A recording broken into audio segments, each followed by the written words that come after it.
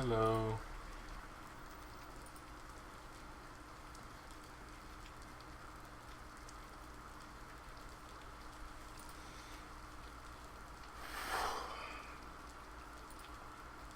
How's everybody doing today?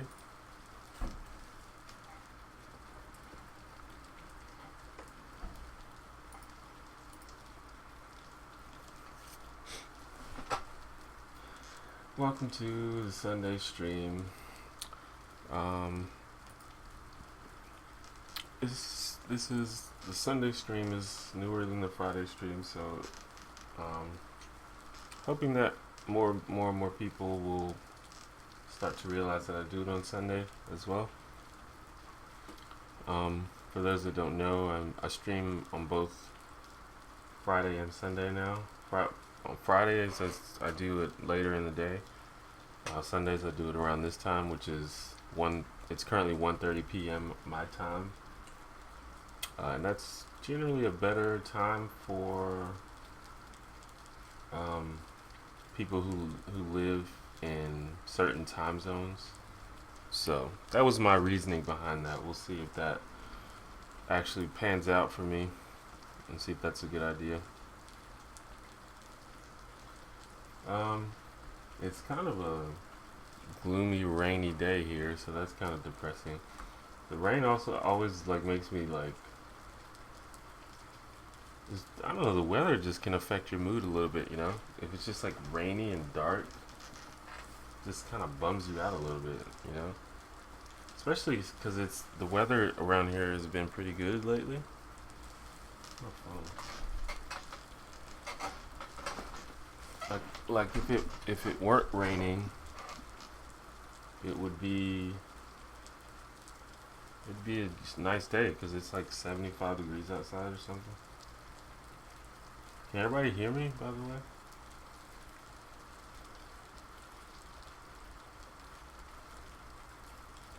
Yeah, it's like hold on. It's like 75 degrees outside. Like that's like the perfect weather.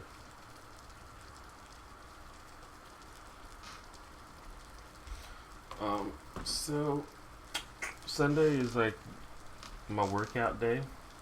So I usually work out during the evening. So we're gonna just see how the stream goes for a little while. Um, Depending on how many people come or how active the chat is, we'll go for an hour or two, or if it works out to be more entertaining, we'll go for longer than that.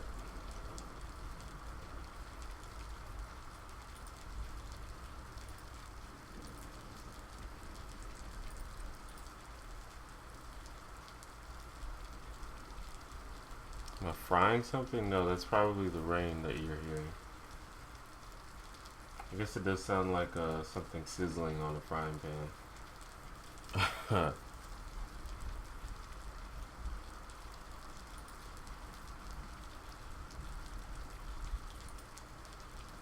um, yeah. Also, my window is open, so that's probably why it's a little louder, a little loud. Uh, During like the summer, I kind of have to open my window because the air conditioning doesn't really circulate very well in my room. So if I don't do that, I pretty much can't breathe in my own room. So that's why I do that.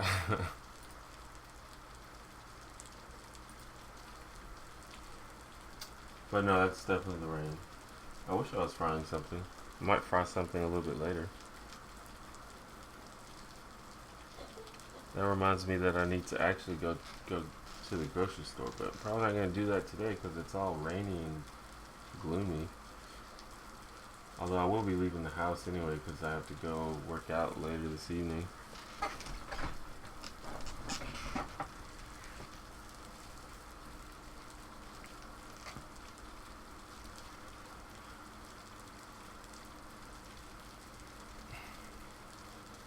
Kind of broke though, so I won't be able to get everything that I want. But you can always get the staples, you know what I'm saying? Like I love eggs, so like whenever I go to the grocery store now, I get like 3, 4 dozen eggs. I could like live off of eggs, dude. I could just eat eggs all day if I wanted to. 'Cause eggs are cheap and they're good, and you can fry them.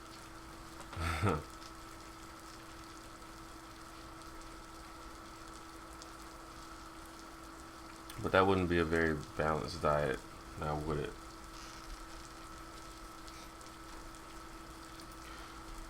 Wait, so I've learned recently, I don't know if this is a new feature, but I've been wanting this feature on YouTube for the longest, where you can organize your subscriptions into groups. Did y'all know you could do that? Like for example, you can put all the bloggers you're subscribed to in a group, and then you can put all the musicians, and then all the comedians, and you can organize them into a group.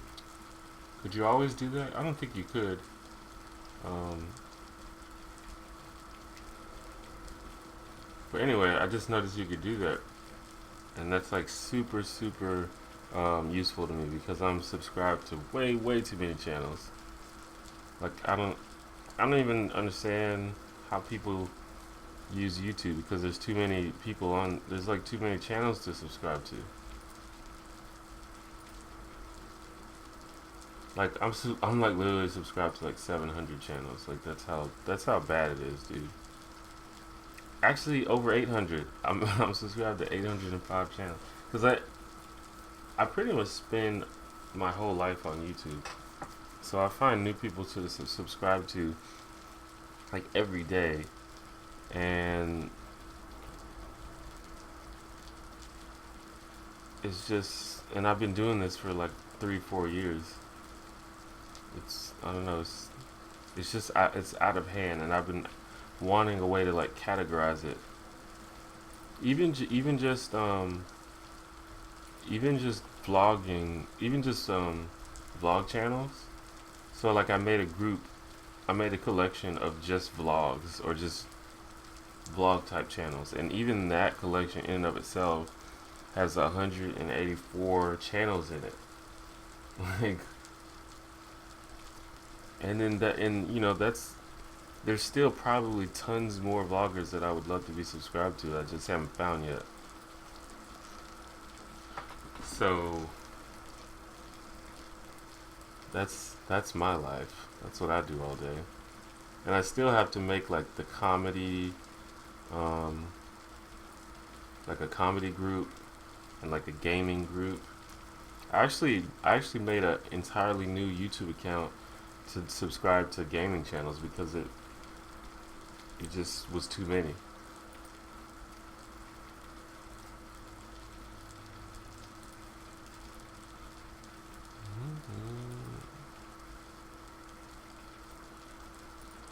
So how's it going? Who's on the stream?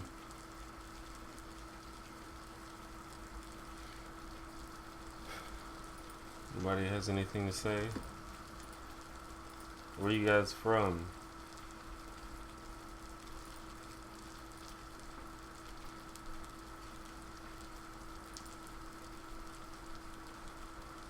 Like I've started doing the Sunday stream to give more of a chance to people that live somewhere other than Canada and United States. So I'm hoping that it will attract those people because you know I get a lot of people in the Friday stream that are like, um, well they'll be like, yeah, it's like 5 a.m. in England right now. But it's like I don't like you shouldn't have to stay up till 5 a.m. just to watch me. So that's why I made a second stream. But you know, if nobody's into it, then I won't do it. Is it 4 in the morning in Australia? So yeah, that's okay because the Australian people can watch the Friday stream because I think it's like the middle of the day when I do the Friday stream. But thank you for coming to the stream, Amber Rose Harris. Do I follow the Amazing Atheist? I don't. I wouldn't say I follow him, but I'm aware of who he is, and I'm subscribed to him. But I sort of watch his videos sporadically. I only click on him if it seems like something interesting.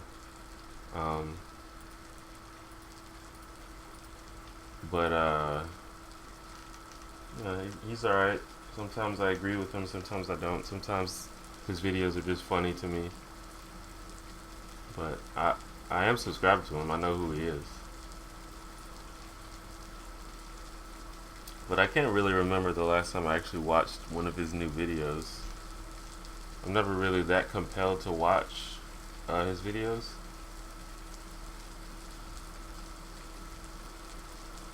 Yeah, it started raining hard, man. Let me know if that's annoying. The sound of the rain. I can close the window.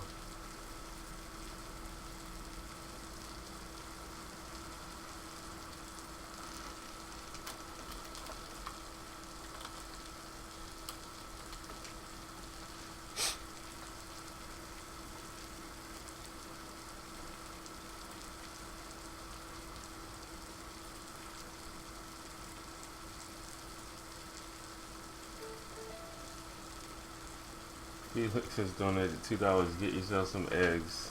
Thank you. I will. Although eggs cost a little bit more than $2, but that'll well no that well it depends on where you go. Actually, I can go to Aldi and the eggs will be like 150 or something. It's a pretty good deal. But either way, thank you very much for the donation. For those that don't know, if you want to like support my vlog or if you just enjoy the stream or enjoy my videos, you can donate to me. And you can, the information about that is actually in the description of the video. It's just a cool little feature of the stream is like people who donate, it sort of makes a little jingle and pops up on the screen like that. So that's something you can do. But if you don't want it to pop up, you can also donate privately. There's a link for that in the description as well.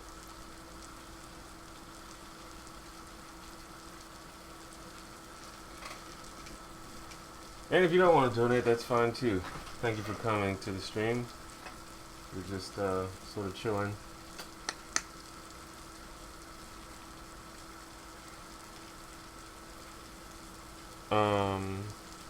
It's 12:11 a.m. Where is that? Maybe people just don't want to live stream in the middle of the day. That's why I pick weekend days, because I assume that people will not be at work or school. But it seems like people only live stream at random hours of the night and morning.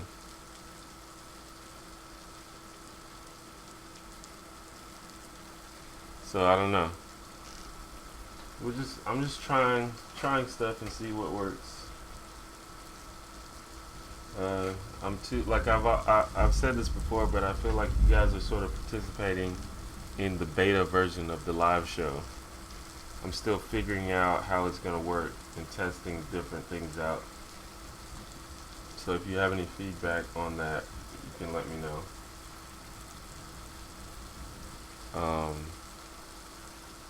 Yeah.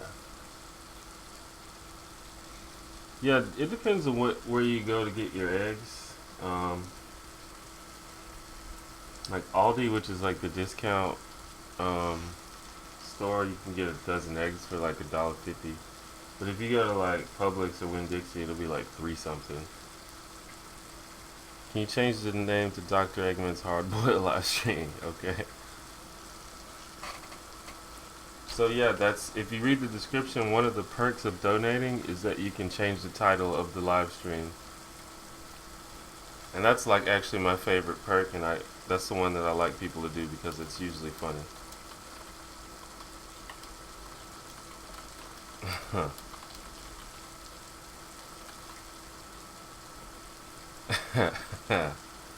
Dr. Eggman's Hard Boiled Live Stream.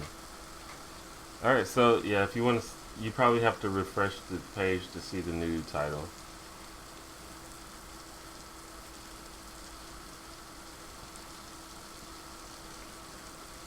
Are you still doing the 100-day challenge?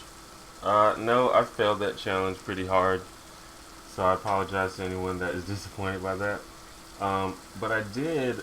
I kind of wanted to make up for it by continuing to read.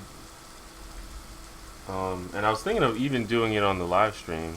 I'm not sure how many people would actually be into that, but I was thinking like maybe I could just read like a chapter or two on the live stream and then talk about it just for like maybe just less than an hour. Maybe we can even do that today if people are interested. But so I kind of just wanted to do that because I still want to read the book. I still want to try to read more. But we'll see how that goes. We'll see what people's reaction is to that. I talked a little bit about that on Friday on my Friday stream. So, but yeah, no, I just basically just failed that challenge. It's hard for me to just tear myself away to doing stuff, and that's just a personal problem I think that I'm working on.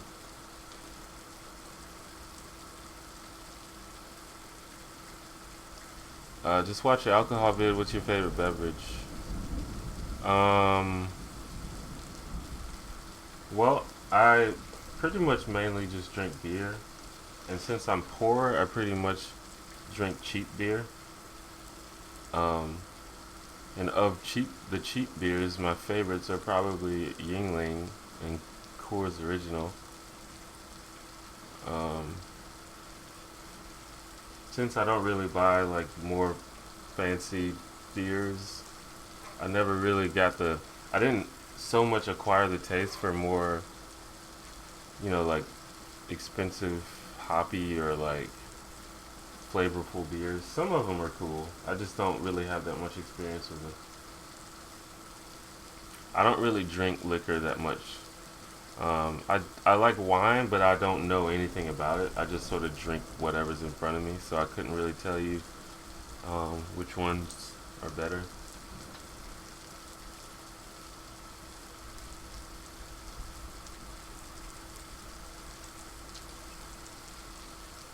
Maybe you could tell us books you liked in the past and get suggestions for the future.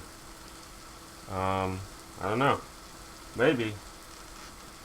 See, I'm just like, as I mentioned in the Give It 100 video, I've never been that much of a reader. Like I always say that my favorite book is 1984. And beyond that, the only books that I've read are like the classics, and particularly like the American classics, like like The Great Gatsby or like To Kill a Mockingbird and stuff. I like young adult fiction a lot, but I've only read like two or three of those. But those I like those because they're generally like really easy reads and they're just like more exciting, I think, than other types of books. Um, but yeah, I just don't know that much about books or anything because I don't do anything except watch YouTube. YouTube's like the only thing that I can have an intelligent conversation about. The only media that I could have an intelligent conversation about.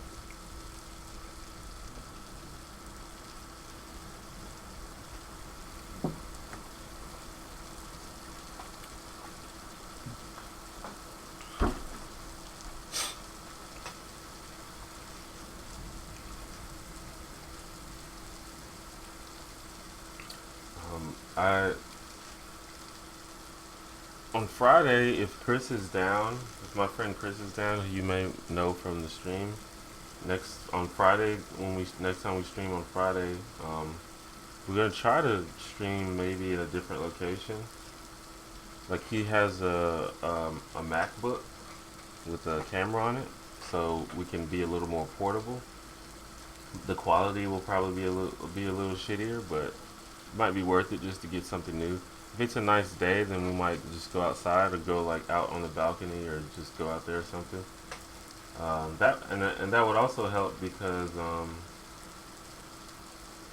they don't, because we have to like keep. They always like leave every 5 minutes to go smoke a cigarette or something, so they wouldn't have to do that.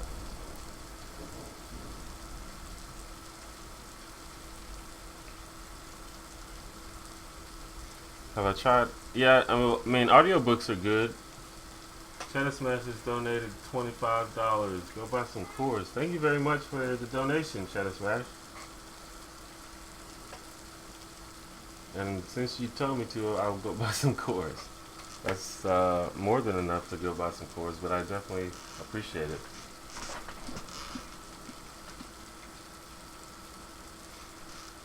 And if you want to take advantage of one of the donation perks, just let me know in the chat.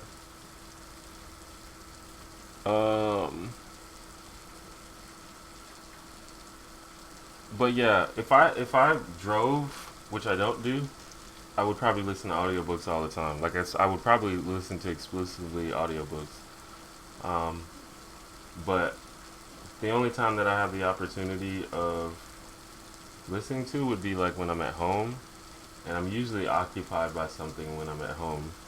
Um, but I mean that is, and if I actually like put effort into it, I could probably do it because I've actually found there's like actually a YouTube channel. I think I subscribed to it with a whole bunch of like classic books, just on just like the audio of a bunch of classic books, and it's pretty cool.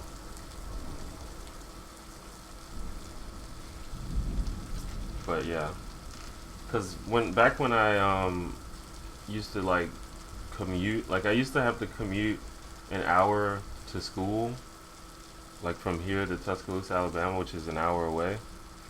Um, I used to listen to audiobooks all the time, and I listened to a few of them. Like that, the only thing that I know about Harry Potter is because I listened to the first audiobook of Harry Potter, but I didn't listen to any of the other ones. And then I listened to Lolita on audiobook, which is a crazy book. And then I'd listen to 1984 on audiobook. I actually listened to it on audiobook before I'd actually read it, and maybe like a couple others. Because I used to work at a library, so I had like very huge access to that kind of thing. And I know you're like, yeah, you work at a library yet you don't read. Yeah. Well, see what happened was I worked in the nonfiction department of the library, so I did read a lot of nonfiction, but it would be just random nonfiction, like barely anything you probably heard of, and it'll be just like I like to read stuff like instructional, like how to do stuff. That's the kind of stuff that I read when I worked at the library, like how, like stuff that I wouldn't even do, like intro to gardening or something, or like how to use the stock market, or like how to be good at Scrabble. Like that's the type of shit that I read. Uh, Tall poppy syndrome, when people are bullied for doing good things that make them stand out. I don't think I'm familiar with the term tall poppy syndrome.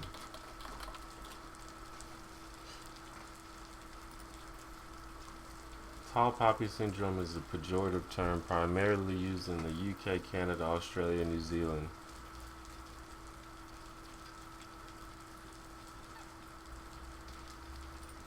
Well, that just sounds like when people are being haters, right?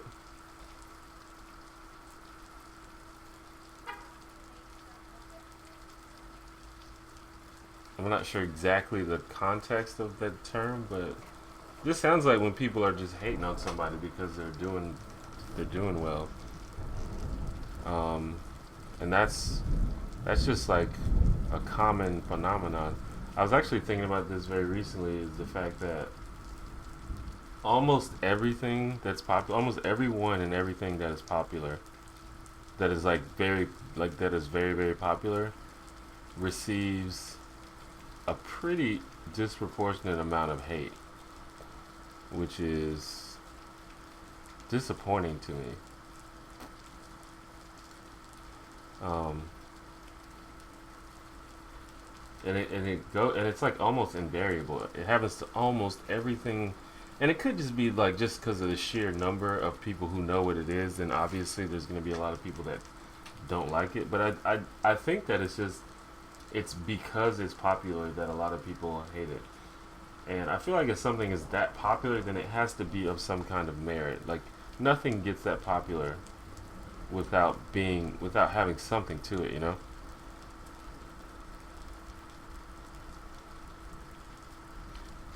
Mary Screw Kill YouTubers edition.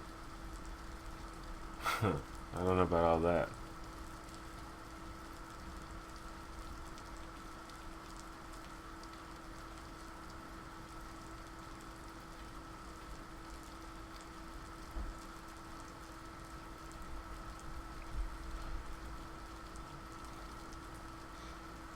It was hard to help the English majors because they love fiction and poetry. Yeah, unfortunately, I mean, not unfortunately, but fortunately, we had like different departments. So if someone came asking about fiction, we could just be like, just go right over across the way to the fiction department. They can help you with all that. Um, but working at the library is by far the best job I've ever had, if you don't count YouTube. um,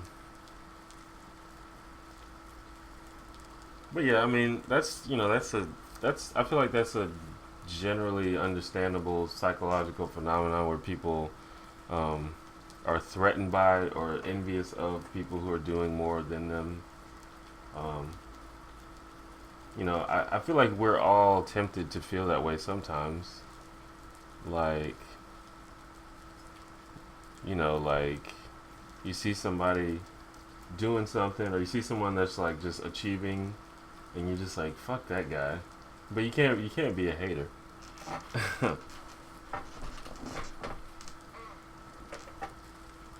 It happens with YouTube a lot. Like I know some people. I have a friend who's actually a YouTuber and he's like a voice actor, and he gets mad sometimes when he sees other people succeed on YouTube that he feels um, don't deserve it, or he feels like he should have it. He's more talented than they are, or something.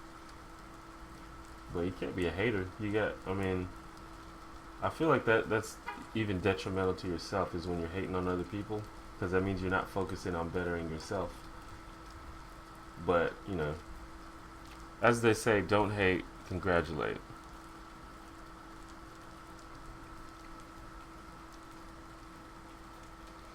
Yeah, the library I worked at was actually quite big. I think it was the biggest library in the state, if not the region. It's quite a prestigious library.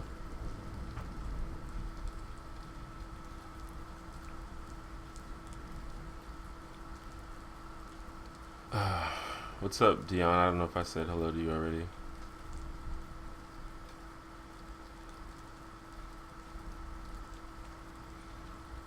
Do you consider yourself to be anti-establishment or against the status quo? Are you still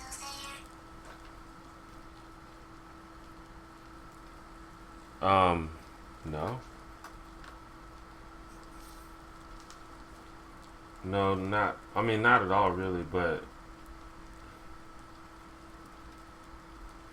I mean, to me, you shouldn't base your actions or your beliefs on whether or not someone else is doing it or whether or not it's part of the establishment. You should base it on whether or not you fundamentally agree with it or not. And there's some aspects of the establishment that I'm okay with, and some aspects that I'm not.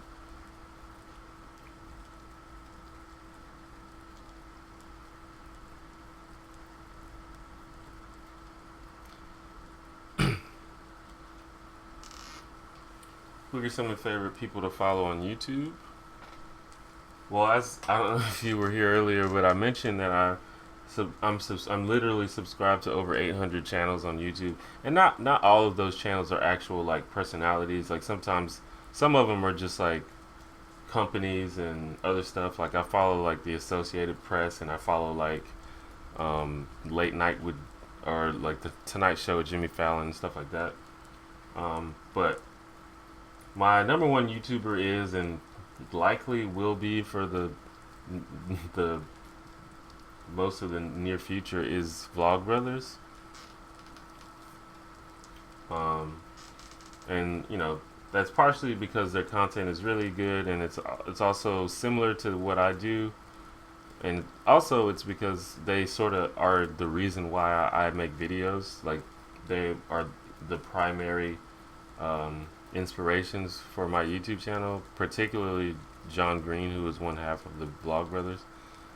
But I like them a whole lot, and I mean, there's just like there's way too many for me to just name them all. But um, I like Swoozy, I like Naramon, I like Charlie. Um, just I mean, in terms of people that you may even know, I like Nigga Higa, I like Jenna Marbles, I like Mike Falzone a whole lot. I like Nate's vlogs.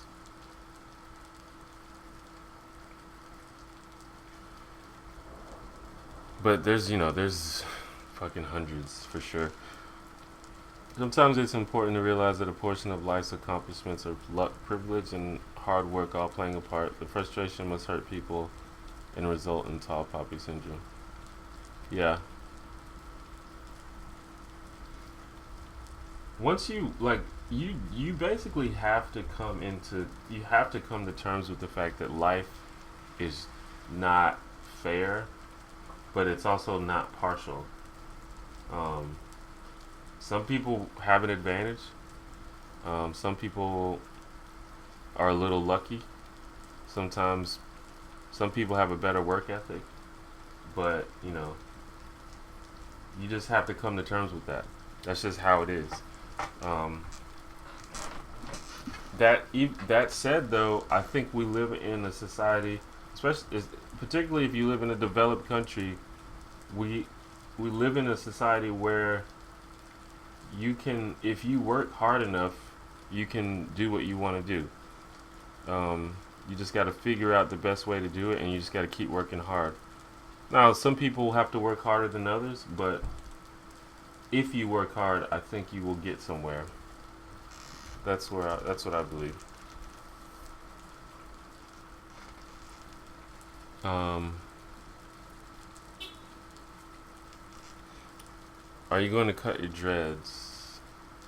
I don't know.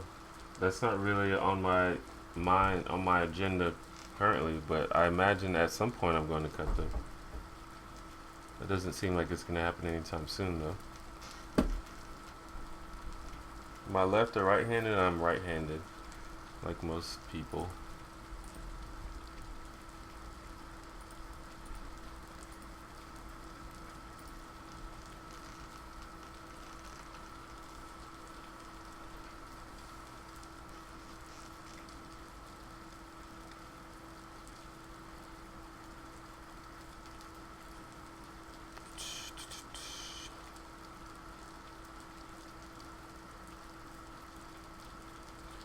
Um,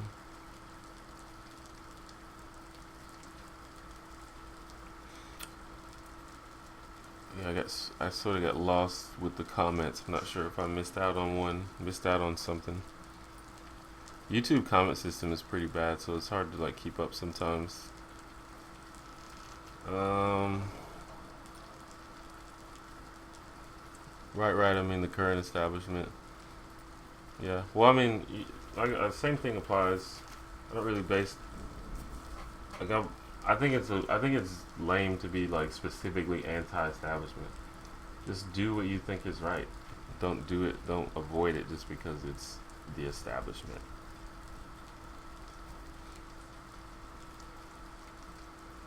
And that can sort of tie back into the thing I was talking about, where people hate popular things. Like they'll just avoid something just because it's popular. It's like I think doing something, I think avoiding something just because it's popular or just because it's the status quo, I think that's way lamer than doing something because it's popular or because it's the status quo.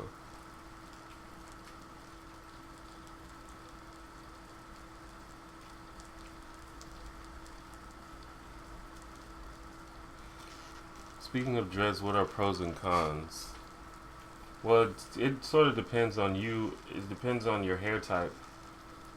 For me, the pros are that they require like zero maintenance for me because I don't my dreads are natural and I don't put any effort into making them look better. But other people, particularly white people, have to constantly maintain their dreads and make sure that they don't look like shit and make sure they don't smell like shit. And they often have to like put products in their hair and they have to constantly like back comb them and shit like that. Um, I guess one con would be the longer they get and the more gravity is pulling on them, the your hair can get thinner up here, so you have to like sort of make sure that doesn't happen by just keeping them twisted, or you can like back comb them. But I've read that, and back combing is basically where you just sort of like bring them back up like that. But I've read that you probably shouldn't do that. But I don't know. I don't really care.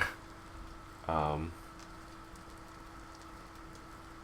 Also, I don't know if you already have long hair, but having long hair is in itself a pain in the ass. I think most people with long hair would probably attest to that to some extent. I mean, you get used to it, but you can't really do anything without your hair being in the way. So you have to like tie your hair back and shit. Um, like your hair gets in your food and shit. So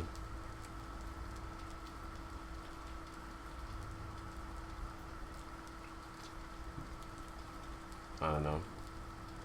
Also, which may be a con, is that once you get dreads, you're like stuck with dreads. You can't just be like, you know what, I don't want dreads anymore. I'm gonna go back to having just regular hair. Now, if you don't want dreads anymore, you have to cut all the bitches off. Um, I think, I think, well, it depends on your hair. Because I think that people with straighter hair are able to undo the dreads, but I can't do that because my hair is very coarse and curly. So my dreads are. If I don't want dreads anymore, I have to cut all of it off.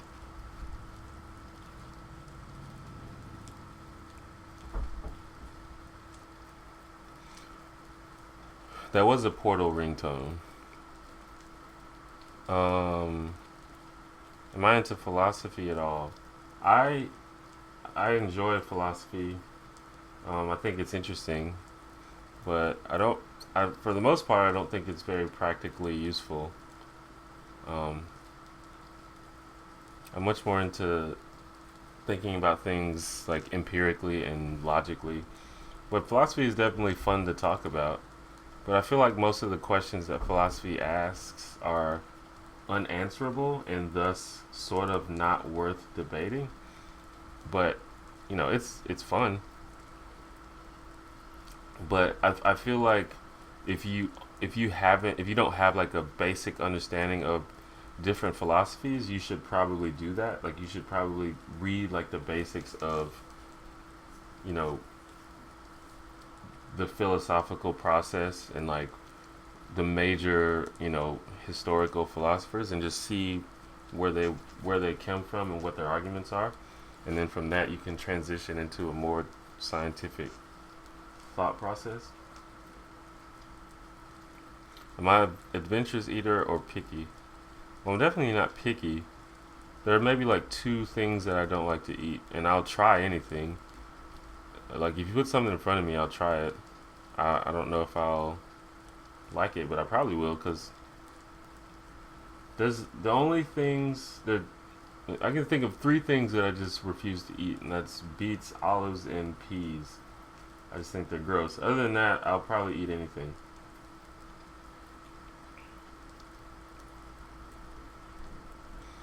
I used to have a roommate who hated apples because they're too mainstream. Yeah, like, well, that seems like a kind of an extreme example, but that's, I mean, that's ridiculous, right? I'm not wrong to say that that's ridiculous. But I think it's, I mean, almost equally as ridiculous to do that with other things. Oh shit. Okay, my lights just flickered. So it's storming outside, so hopefully the power doesn't go out. If it does, I apologize in advance.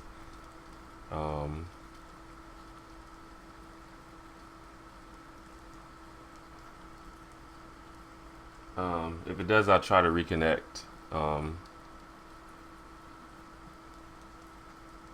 but I forgot what I was saying. Oh yeah, I feel like it's like I said, it's lame. I think it's really lame to avoid things just because they're popular. Even if it's like, I don't listen to mainstream music because it's like I know people like that who just don't they automatically hate any popular music or any music that becomes popular. They automatically hate it, and that's just like dumb to me. That's like super boring and lame.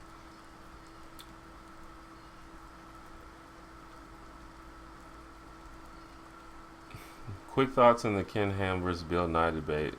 Um, I was interested in it at first because I like Bill Nye a whole lot, but I tend to agree with the people that it was kind of a bad idea because it gave credibility to an anti-evolution stance by saying like it was worth debating because evolution is not I mean, not evolution, but well, yeah, the evolution plus the age of the earth and things like that. Those are not things that are up for debate. Those are things that we've already settled. So there's like um, no reason to like give Ken Ham a place to even spout that because it's not even remotely true. Um, but basically, in the debate, I don't know if you guys watched the debate, but Ken Ham's whole argument was basically, you weren't there, so you don't know. So that's like the dumb. That's just a waste of time for everybody. Bill Nye was basically explaining like how we know that the Earth is older than 6,000 years old, and how we know the universe is billions of years old. And Ken Ham was just like, you weren't there, so how do you know that your dating methods are accurate because you weren't there? And that's that's ridiculous. I was watching a video recently from the Messianic Manic, who you guys should check out. Uh, he's well, it's an atheist YouTube channel, so if you're not into that, then you don't want to. But anyway, he gave the analogy. Well, so like if someone commits a murder and the jury wasn't there, does that mean that they're not allowed to convict them since they weren't there?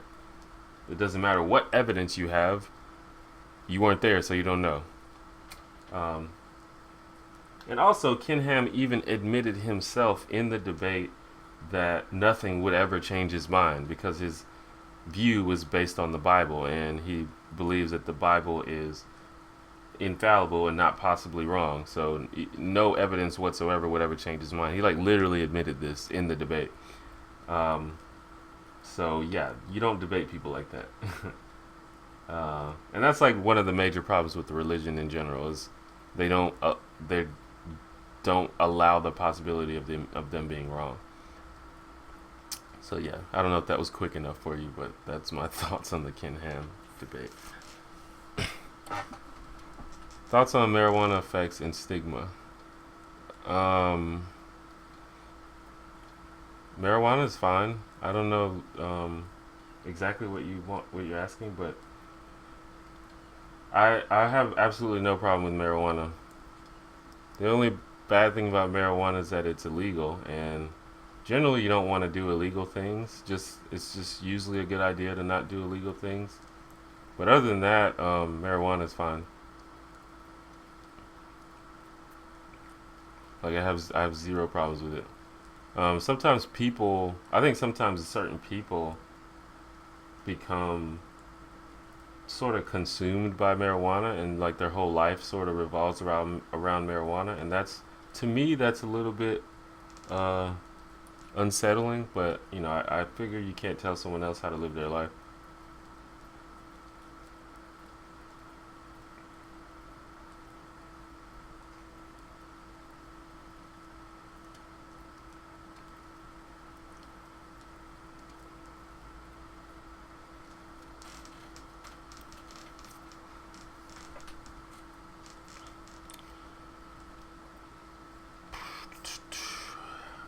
philosopher once said, philosophy can't even boil a cabbage.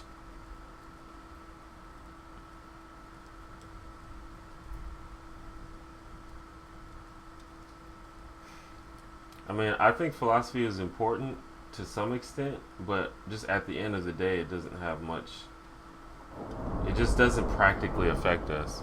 But it's definitely good to think, like, it's good to learn to think about stuff.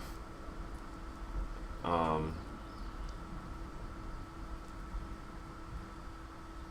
it's good to begin to think about stuff. I'll put it that way. And that's why I think if you've never studied philosophy, you should do it for at least a little while because it teaches you how to think about stuff in a logical way.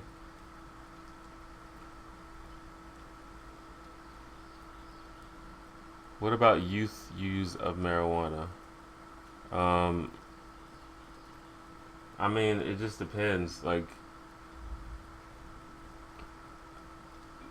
if I feel like if a person is too young to make responsible decisions for themselves, then they probably shouldn't do a lot of things, much less smoke marijuana or use marijuana. Um, but I think most people, at least like 16 years old, have the capability of being responsible for themselves. So I love sushi. Yeah, that was thunder. I told you guys it's raining. You probably have like a storm.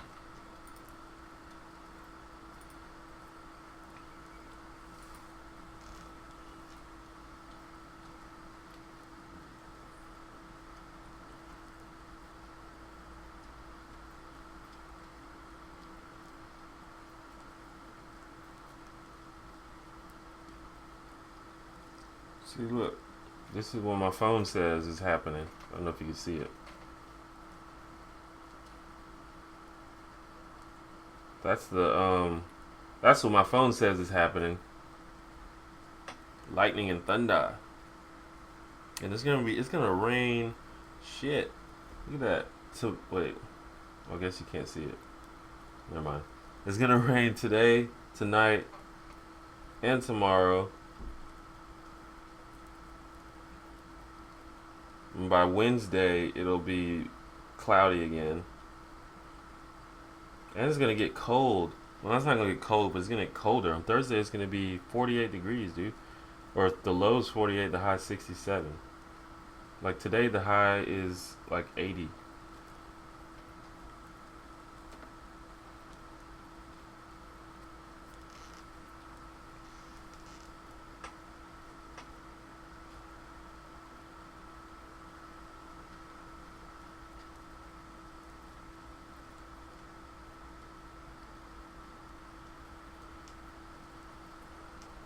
Uh, it's it's fascinating at some points, but sometimes it felt like Inception to me, getting more and more into detail about certain specific theoretical concepts. Well, yeah, but science can do that too.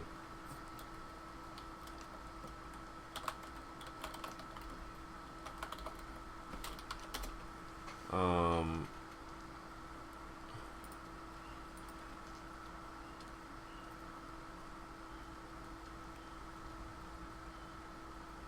Philosophy is a very important part of human understanding about the world. Without philosophy, environmental ethics would get nowhere.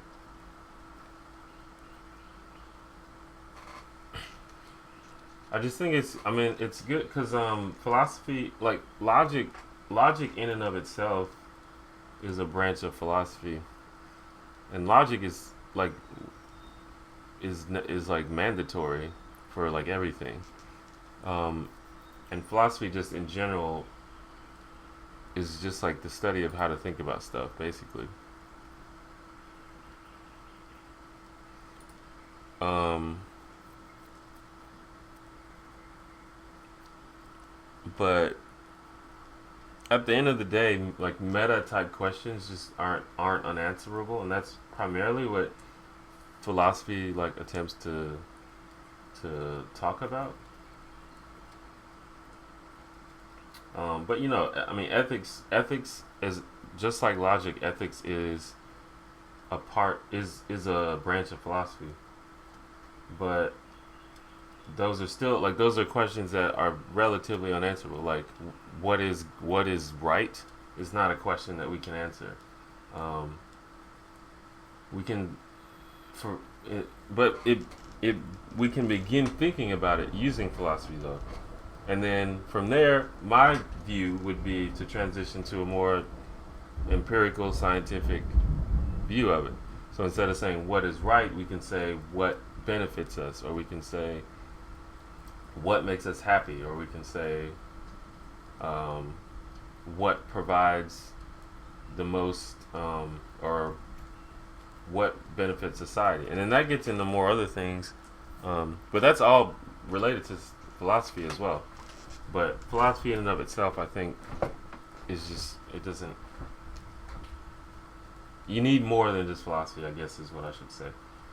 But when you're talking about things getting inception, like just try to read about quantum mechanics for for like 30 minutes. You want to talk about inception? You want to talk about something that's gonna make your brain melt? Just do that shit. Um, Thoughts on exercise bulimia? I'm not sure what kind of thoughts you would imagine that I would have. Anything, uh, anything that is. I mean, I don't think people should do that, and I don't think that that's good. That's like when you exercise to excess, right? Because you want to lose weight, or because um, you have a disorder or something that makes you think you need to lose more weight than you do, or just basically when you exercise too much to an unhealthy amount, which is obviously not a good thing. I don't know that much about disorders and mental disorders and things like that, and I'm not really qualified to diagnose or treat them, but I know that they're not good.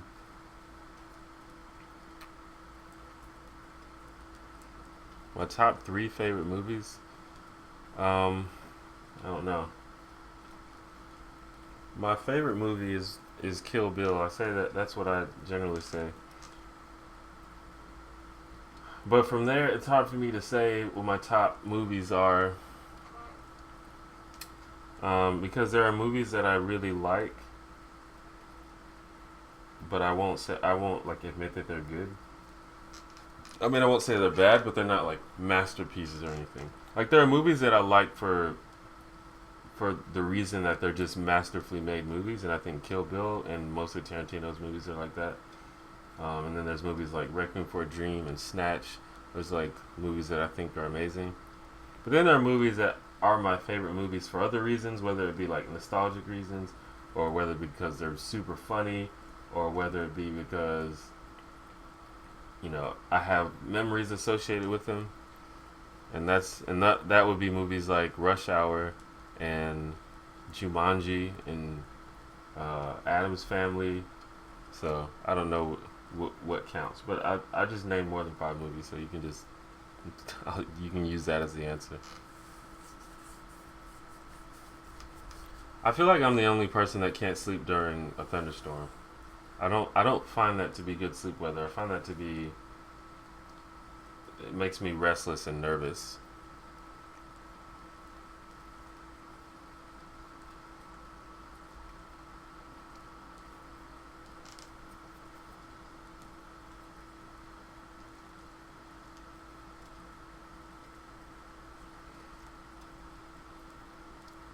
If ever been to, is that Wisconsin?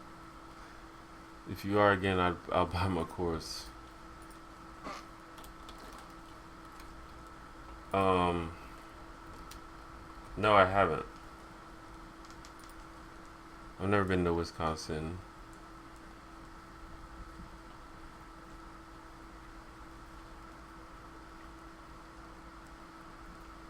Um, I had to study at some point about the origin of the spirit, soul, divinity, metaphysical stuff. Theories all over the place. Kind of frustrating at that point.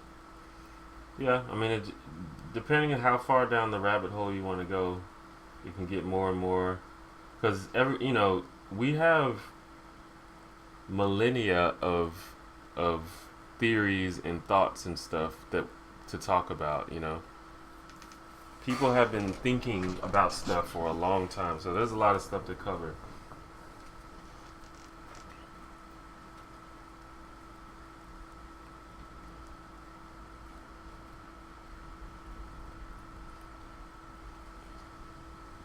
Hello, Swole Mole. You just started watching my videos about a week ago. Awesome, cool.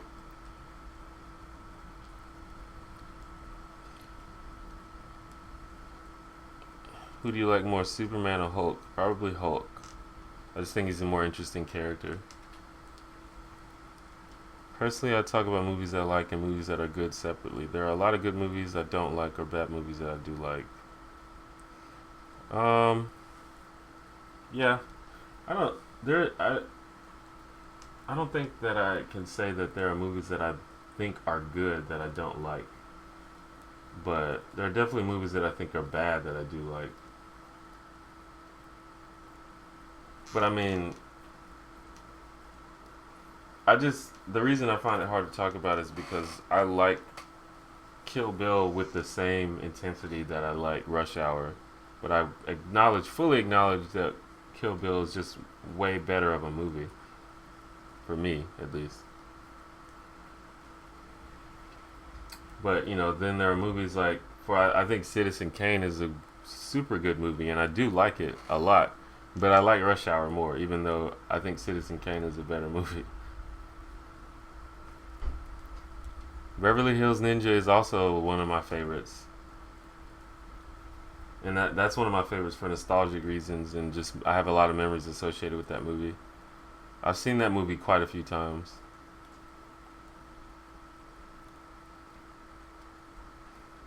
Where have you been? Where would you like to go? I haven't been that many places. I haven't hung out outside of the United States at all. Um, not well, no, not at all. Pretty much. Um, and I've hung out in quite a few different areas of the United States, but not that much. Not that much overall time. Like I've spent like a week in New York. I've spent like a week in California. I've been to almost every state on the East Coast of the United States, at least once. And I haven't hung out pretty much anywhere since I've been like a full-fledged adult.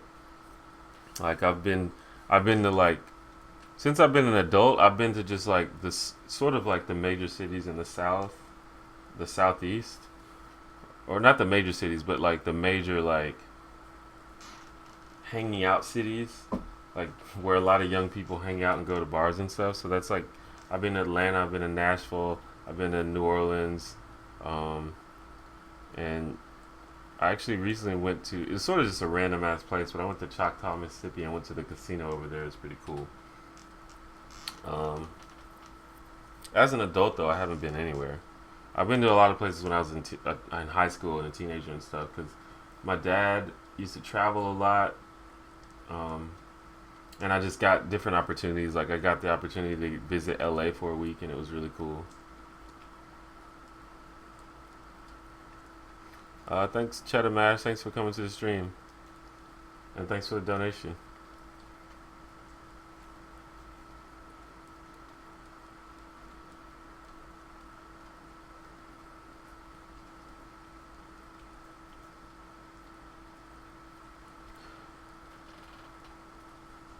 Yeah, I took philosophy. I actually majored in philosophy for a little while, for like a year, and I definitely would not be the person that I am if I hadn't taken those classes.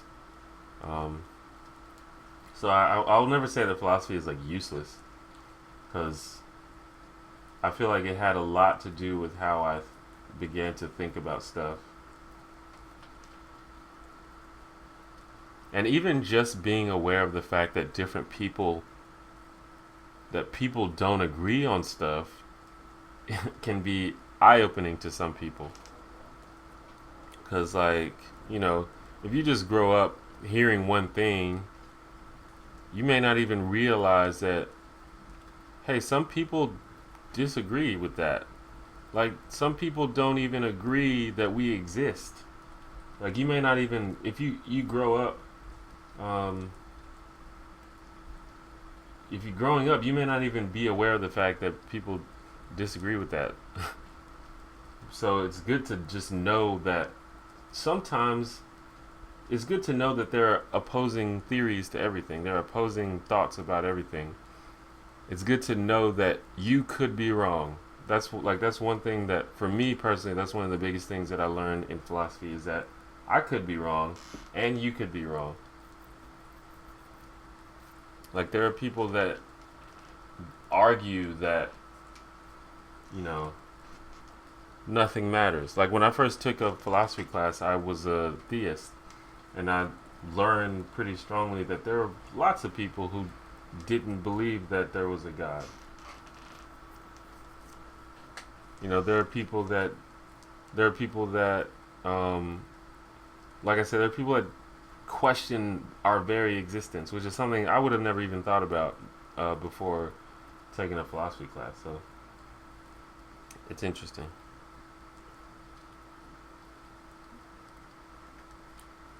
Do you think it's important for everyone to diversify their higher education, such as science majors also taking a lot of humanities and vice versa? Um, Probably. I can't see how that would not be beneficial. Like, diversifying your experience in anything is usually a good idea. Just makes you more. It just makes you have a broader understanding of things. I actually have a video coming up similar to that. Not about higher education, but just your life experiences and how you should um, have a broad. Basically, how you should hang out with. You should, like, expose yourself to more people that are unlike yourself.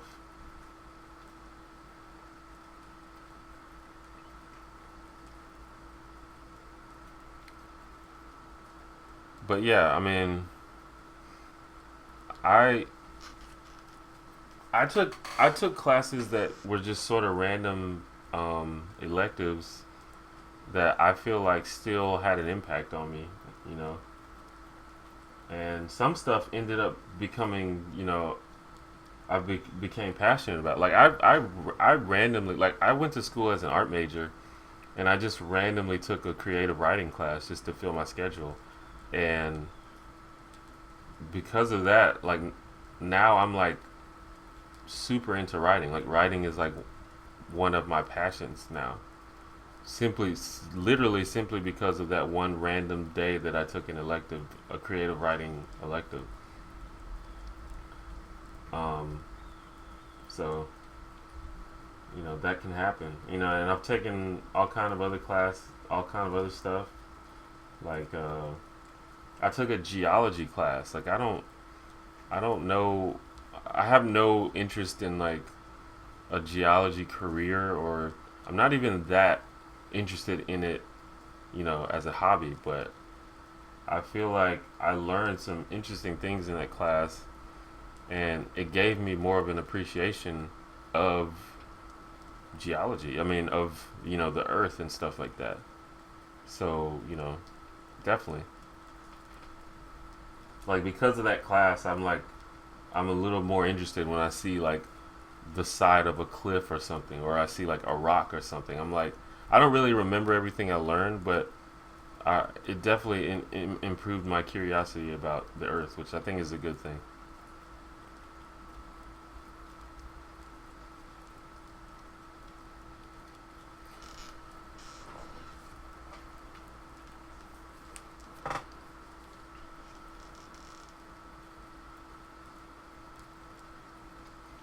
I've never hung out.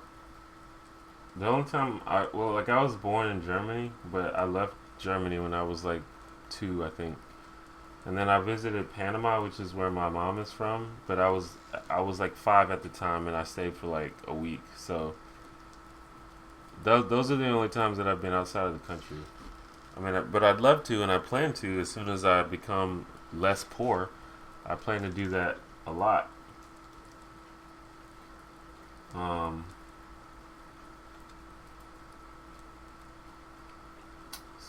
but yeah, and there's, I mean, I just want to go everywhere. People say like, where do you want to go? I want to go everywhere.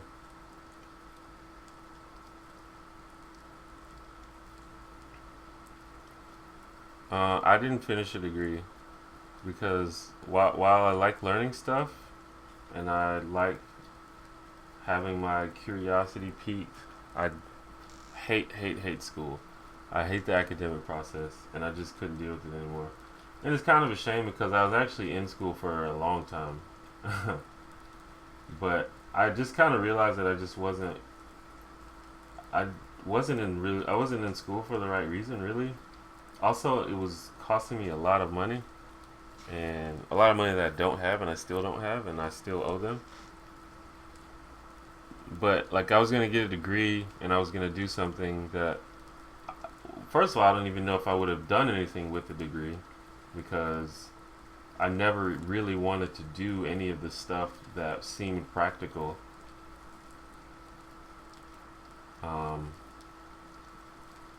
but even if I did something with the degree, I don't know if I would have been able to do it successfully because I'm not good at jobs. I'm not good at working for people. And that could just be like a personal flaw of mine that I need to work on. But instead, I just decided that I was going to try to do my own thing and basically like try the self-employed thing. Um, and that's kind of what I do. It's hard for me to say that because I'm like, as I've mentioned many times, like I like have no money. Um, I have little money, I should say. So I kind of don't even really feel like I'm doing it yet, but I'm working on it, and I have very high hopes for my future. But this is much more preferable to me. Like, um, I'm just being able to just do my own thing and work at my own pace is more preferable than like going getting a degree and fucking doing a job for somebody. And maybe there are some other things that I could have strived for that a degree would have helped me with. I mean, definitely for sure, but and maybe one day I'll go back and finish the degree, but I just wasn't into it. Like I'm just like uh, the whole school thing was just not good for me. I'm just not into it.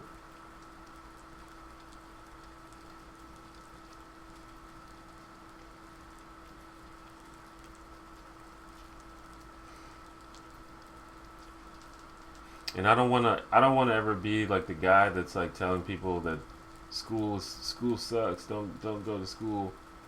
But I I just hate school. And I don't want to sound like a brat, but I really do just I really do hate school, and I've always hated school. At no point at no point in my life did I ever like give a shit about school or like school, uh, even as an adult. So I don't know. Some people are into it. I think you should probably still go to school though. Well, I don't know. If you live in America and you can afford college, or your family can afford college, you should probably do it. If you can't afford it though, you need to think long and hard about it because it's way too expensive. Um, because that was actually one of the big reasons for me too, because I was just building a lot of debt. Um, if you can't afford it, you need to be like, because like it or not, there are some fields that are more likely to get you a job than others. Like my buddy, actually my roommate in college, the guy that I lived with for most of my college career, uh, I I started out as an art major and he was an engineering major. He did his 4 years. His time in college was absolutely hellish, worse than mine, which sort of makes me feel bad for complaining because while I didn't like mine, his was way worse. He like had like no social life because he was always doing fucking work. But he graduated immediately, got an amazing job, and he's already paid off all his student loans, and he's living maybe not living the dream, but he's got his own house. He's got 2 cars. He's he's chilling. He's awesome. So that worked out for him. Um, may not be so lucky for everyone else.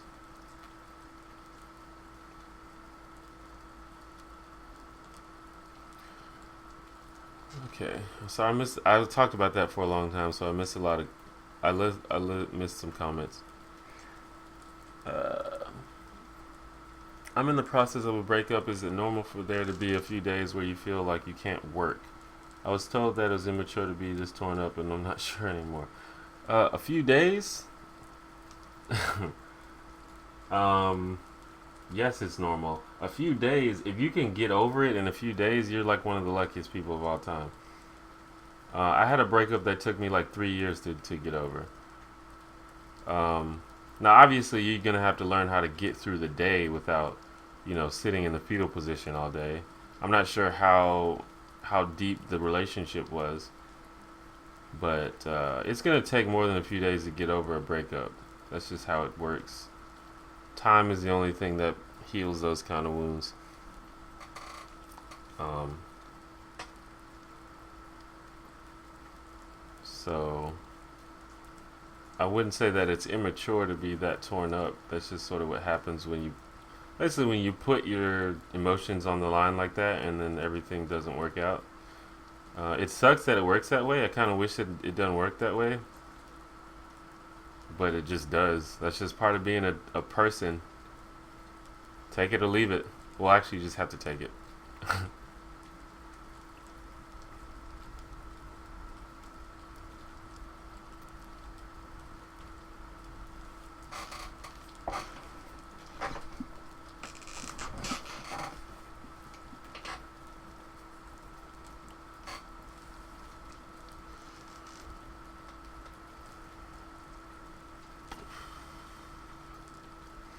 What do you think is the craziest between aliens, Bigfoot, and Elvis theories? The craziest. Well, the funniest one to me is Bigfoot because the original every time every Bigfoot, I think pretty much every time someone has claimed to have like seen Bigfoot or a picture of Bigfoot, it's like proven to be a hoax. And even like the first time someone ever mentioned Bigfoot, it was like it admitted and proven to be a hoax. Yet people still believe in Bigfoot today, which is crazy. Like with aliens, yeah, no one can say, oh yeah, we've proven that aliens aren't here. I don't think aliens have come here, but you know, there's no one has admitted to it being a hoax because sometimes I don't even think it's like human interference. I think it's just maybe natural things, or maybe it's like just manufacturing things that people mistake for aliens, or maybe it's just people being weird and hallucinating shit. But um, with Bigfoot, it's like an admitted 100% hoax, but people still believe it. So that's the funniest one to me.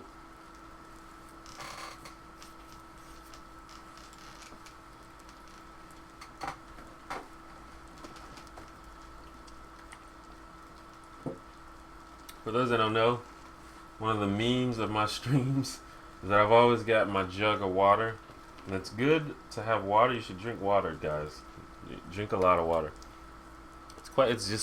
It's so good for you to drink water, and it just makes you feel better when you're hydrated. So that's my if you don't learn anything from me, learn that is to drink water.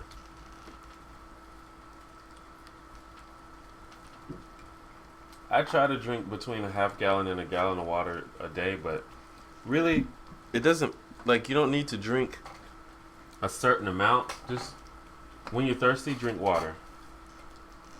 I actually don't drink anything except beer and water for the most part. I actually had some Coca-Cola the other day,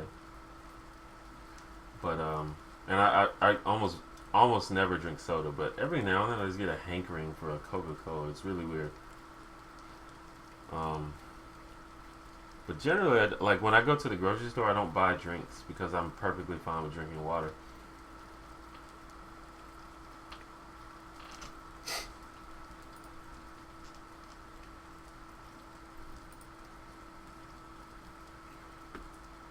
All right, see ya, Melodimist. Melodimist. Thanks for coming to stream.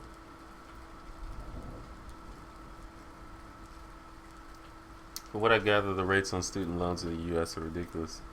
Yeah, they are ridiculous. And they keep going up higher and higher. I saw a chart recently that said that the cost of tuition and and the rates on student loans. Well, I think they've recently, um, they might have recently reduced the rates on student loans. I'm not sure about that, but it kind of doesn't matter because the cost of tuition keeps going up higher and higher and higher every year. So you're still going to end up owing more money than the previous generation.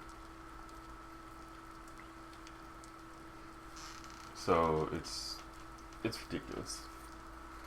But yeah, I saw a chart that said that the rate of tuition is like raising higher than almost anything else. Like it's rising at a higher rate than the cost of healthcare or like pretty much everything. It's pretty crazy.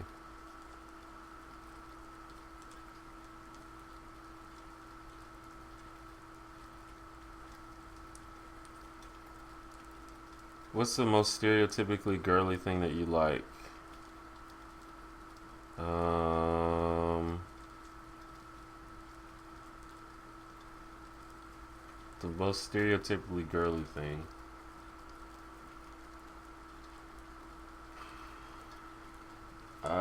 I can't think of anything. I'm trying to even think of stereotypically girly things in general.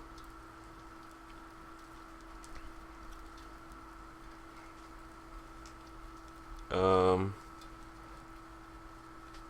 I don't know. I can't really think of anything. I, I like most of. I can't really think of what's a girly thing.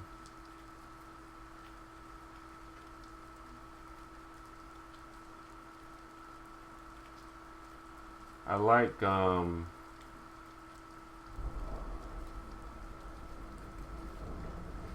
like fashion. Like I'm interested in it. I don't really participate in it that much just because I'm poor, but I'm fascinated by fashion. Is that a girly thing? I like Disney movies. I think everybody likes Disney movies though. Gaming Oracle TV. Can I get a shout out? Sure. What up? Oh, to build on love seals, what's something you wish it was more acceptable for men to do? Um, well, I kind of don't care that much if it's acceptable, but I think it's interesting that men don't wear makeup more often because we know that makeup can make you like way prettier or way more handsome regardless. Because I mean, everybody on TV wears makeup. Like, you think fucking Ryan Gosling just looks like that all the time? No, he's wearing a shit ton of makeup. So I think it's interesting that dudes don't wear makeup more often. So that would be an example. But I mean, I feel like if it weren't more if it's not more acceptable, like you could still do it anyway.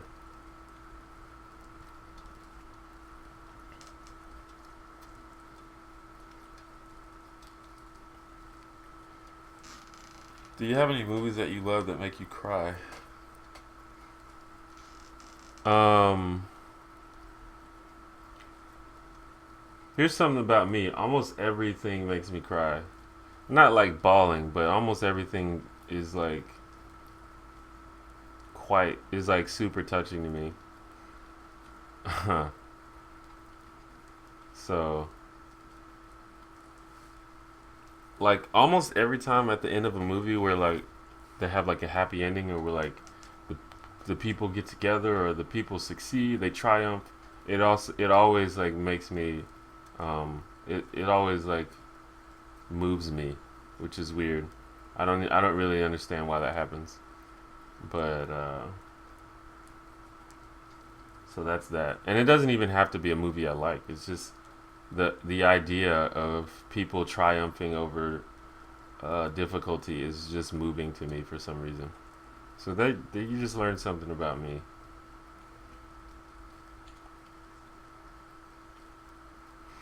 Well, yeah. No, I mean nothing is literally girly, but they did say stereotypically girly. Um, I forgot where I was at. I don't wear makeup. Um, but that's mainly because makeup is mad expensive. I'm not even sure how the fuck girls do that. Like why or why they do it. It's like that's a lot. That shit is expensive, especially to get like high quality stuff. Like you gotta spend a shit ton of money. I guess it lasts a long time usually, so maybe that makes it worth it. But interesting thing back on the subject of crying during movies is sad movies never make me cry, but happy movies always make me cry. But sad movies don't. They just like bum me out, but they don't really make me sad. But actually, well, no, not sad. I've read a couple books that have made me cry because they were sad. Like Looking for Alaska by John Green made me cry because it was super sad. Well, there was some sad parts in it, but overall the book was a little bit uh, pitiable. Not to spoil anything, but usually happy stuff makes me cry. Sad stuff just like makes me, just like bums me out and like ruins my day. But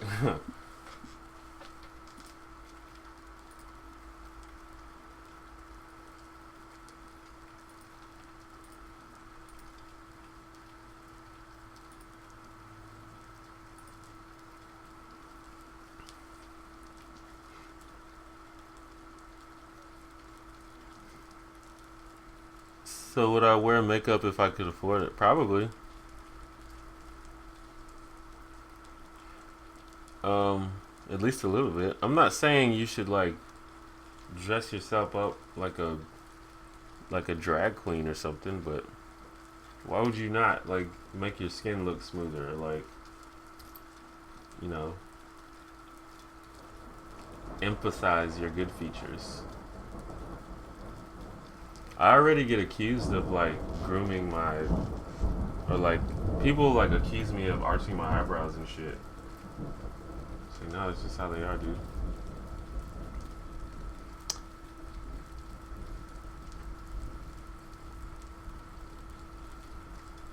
I didn't. I never seen Up actually, but I heard that it was very sad. A terrible. It's a terrible cycle for girls. Usually, a lot of it makes your skin angry. The more makeup to cover that up. A lot of skincare problems start from constant makeup use. Yeah, I can imagine, and I think there's more of an industry nowadays for products that are supposed to be safer for your skin.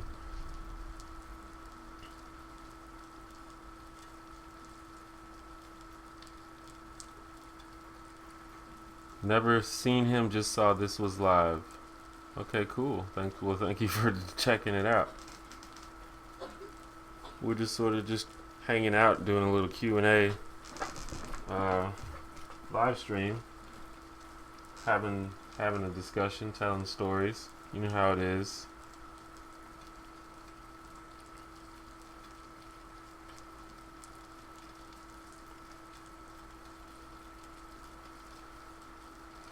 But most of the women that I know that use makeup, they prefer how their face looks when they wear the makeup, or at least they like how their face looks when they wear makeups, and that's why they do it. Um, like I know lots of women that refuse to leave the house without wearing makeup, even if they're just going to do laundry or something, and that's fine if that's what they want to do.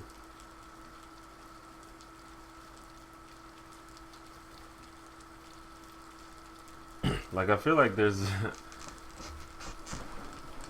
like a movement among people, like an anti-makeup movement. But it's like if you want to wear makeup, then wear makeup.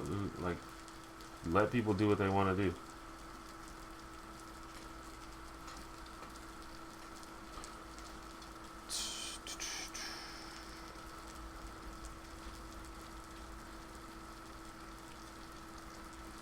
What is a pet you would never own? Well, I would say a cat, but my roommate has two cats. I don't um I don't own them, but I do live with them, and I also hate them. I kind of don't think that I want a pet at all,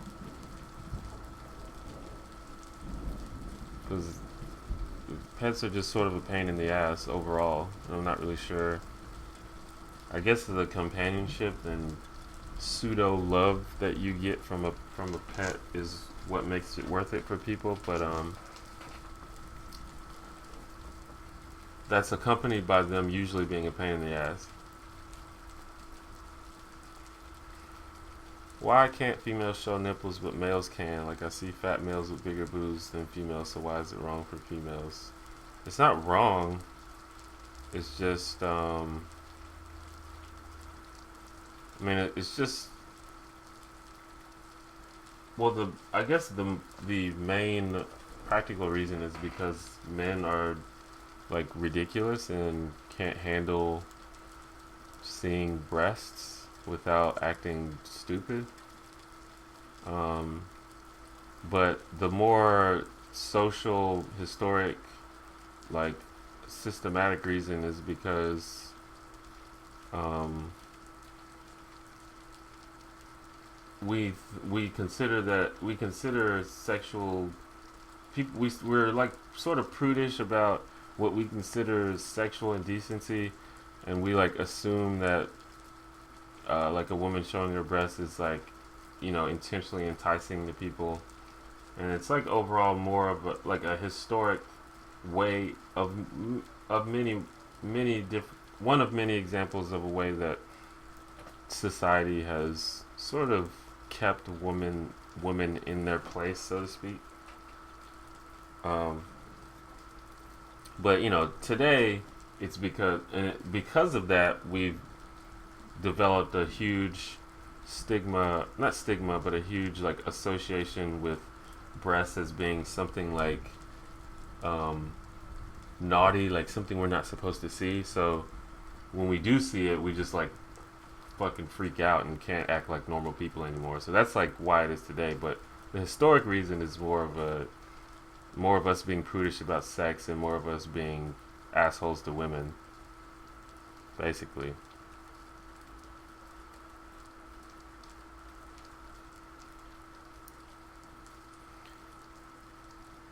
Um,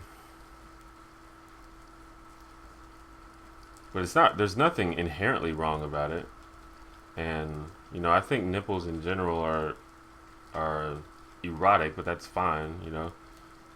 Breasts in general, I believe that human beings are attracted to breasts, are sexually attracted to breasts, and I think that's probably natural. But there's a way to be sexually attracted to things without being an idiot about it.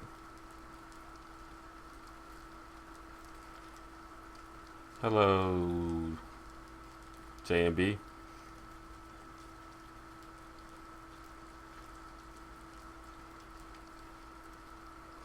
Opinions on plastic surgery, it's if that's fine, if that's what you want to do. It's the same thing. Like, if they want to do it, then do it. Who cares? I don't know why anybody would care what someone else is doing if it's not affecting you and not affecting your life.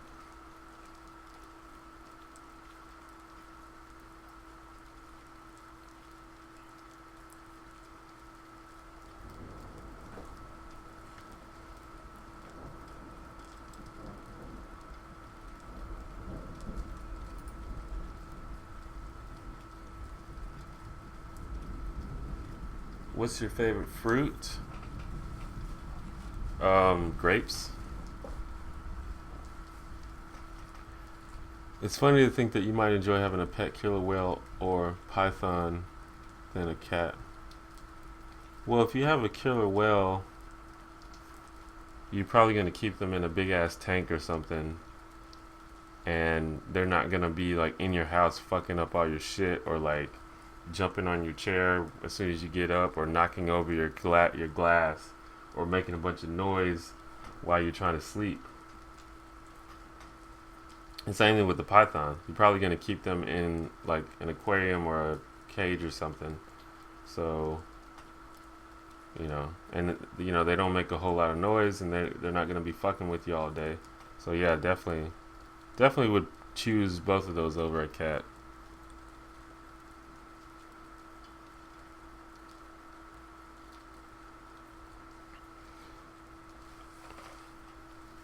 I think the boob thing is just the first world thing. Other countries, it's nothing to see people naked because they don't have our mindset. Well, I think some countries are a little more liberal about the whole thing, but I still think that most countries in the world are pretty prudish about breasts. Um, but like certain countries, especially like more tribal civilizations, they care less about it. But definitely in most like developed countries, and even some other countries, especially countries that are like religious in nature, they're really prudish about sex and nudity and stuff.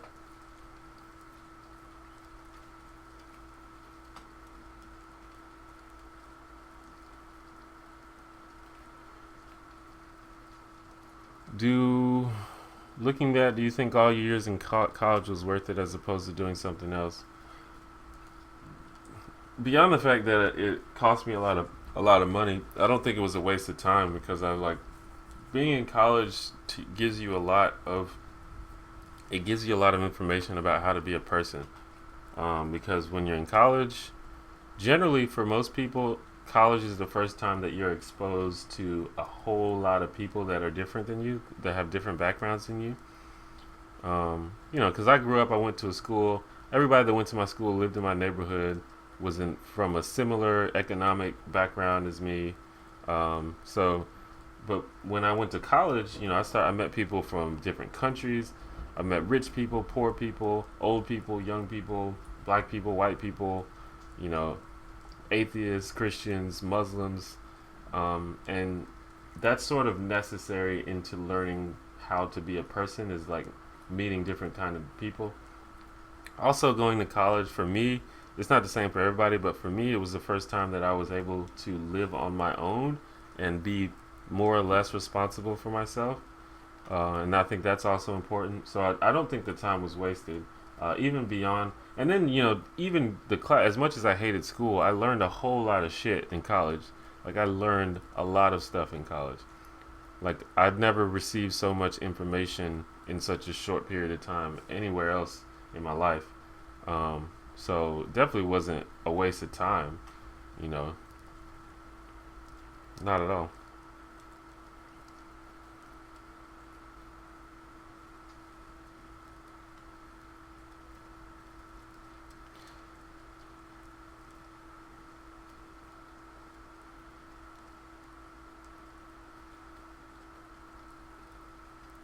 Some cats are more cool than others, but the love that you get from pets, particularly cats, is uh, it's a pseudo love at best. But for some people, that's okay. Like there's actually like research on cats about how pretty much everything they do is them asserting their dominance over you, and you know them not really giving a shit about you, but they just do what they need to do so that you continue feeding them. And then, for the most part, cats just don't really give a shit about people. And some cats are smarter than others, and some cats are more gentle than others, but cats are not usually smart enough to be like fully um, trained. Like they don't understand when they've done something that you don't want them to do, and I don't think they care either. Um, but most people who have cats seem to enjoy the fact that they're like assholes and kind of stupid. Like I feel like that is what makes them like them. Like I feel like that's why people like cats is because they're kind of a little bit stupid and also a little bit douchey, but that's cute for some reason. But I don't think it's cute.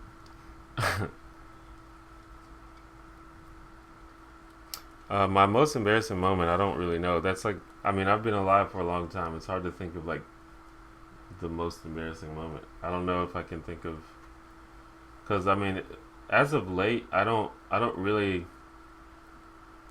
get embarrassed that easy because I just like don't care about stuff as much as some other people do.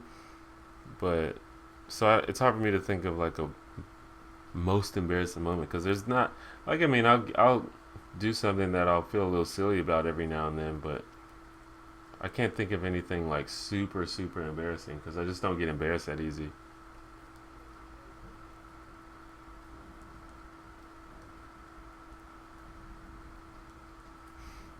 My roommate has two cats and they're like completely different from each other, but they're both annoying in their own way. Like one of them is very aggressive and very um, like he follows people around and jumps on people and stuff, and like does a bunch of weird shit and fucks up stuff. And the other one is very very timid and sort of oh shit, sort of feel fearful. Did y'all hear that? That was a big thunderstruck, thunderclap. But the other cat's also really like loud, not loud, but they just like sit there and just like fucking meow at you like over and over again or whatever the fuck they do. It's like, what do you want, dude? I don't know what you want.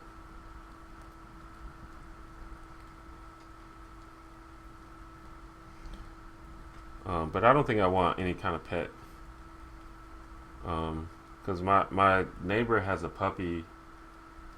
Like my Chris, my friend, who's also my neighbor, has a dog, like an adult dog, and he's like super cool. He's like super chill and super affectionate, and he like understands when you want to be left alone and things like that. But then his roommate has a puppy who's like super annoying, and I just cannot deal with that. So I don't even think I want a pet. I'm just not into it. I don't want a fucking thing jumping all over me and fucking up my shit and pooping everywhere. Like ain't nobody got time for that shit.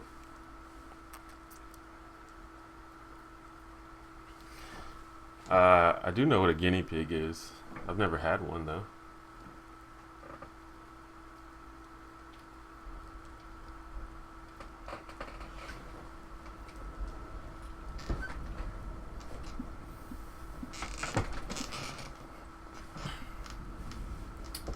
I feel like if cats weren't cute, people would definitely not let them get away with the shit that they let them get away with. But they just happen to be adorable, so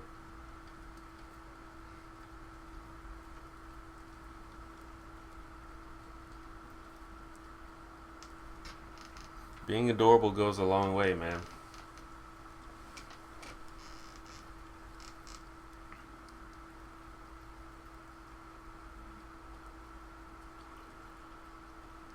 What do I think of guinea pigs? I don't know. I've never had a guinea pig. I mean, don't you just keep a guinea pig in a cage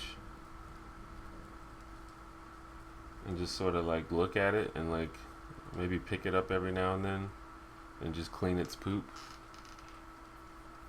And don't they live like they only live for like 2 years and then they die or something like that?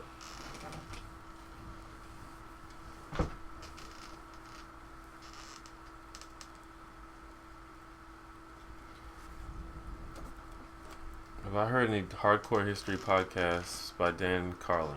No, I have not. What's that? Someone.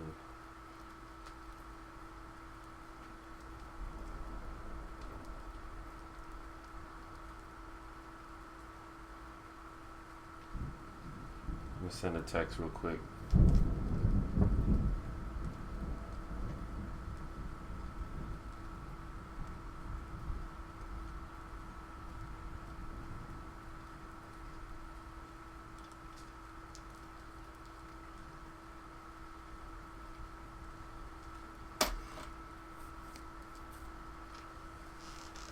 See you, love seals. Y'all should have a video very soon. Maybe even tomorrow. Maybe even tonight.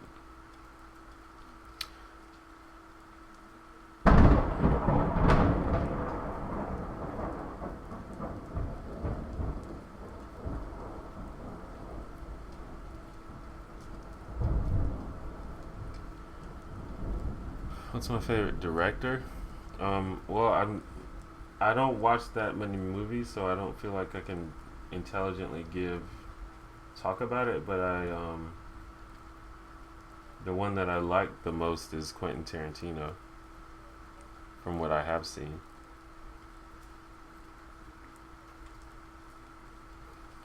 What about hermit crabs? They're very low maintenance and can last a very long time.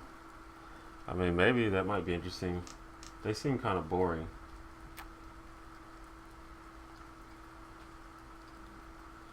Like, I think if I had a pet, I would want an adult dog. If I can skip the puppy phase, then that'd be good.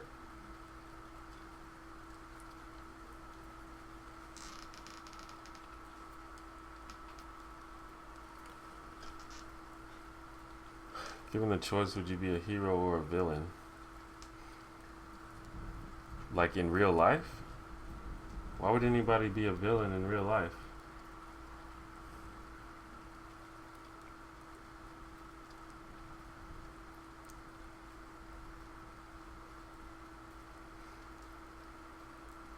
I feel like I mean a villain is like a bad person by definition, right? Why would anybody like willingly identify as a bad person? Unless they are a bad person, in which I wouldn't like be okay with that.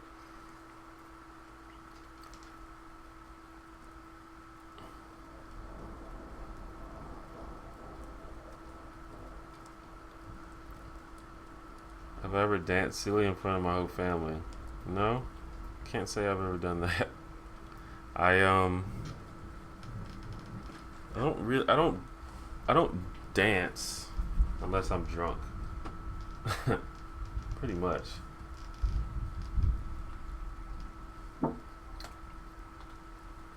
Dancing is fun though, but I gotta be in the mood for that. I'm not a big dancer. I like to relax. I'm like constantly in a relaxed state.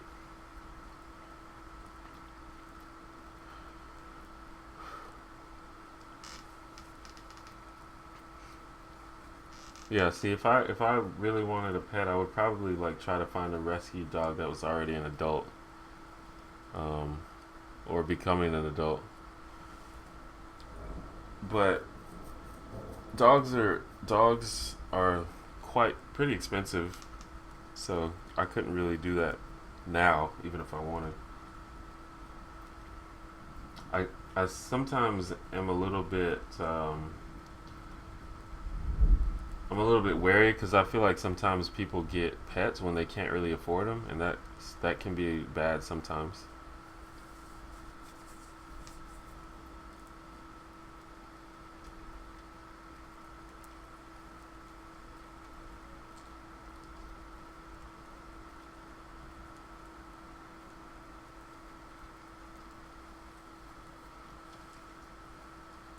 But yeah, a pet is not in the stars for me anytime soon. Mainly because I don't want to pay for it, but also because most of the popular pets are like not that fun for me.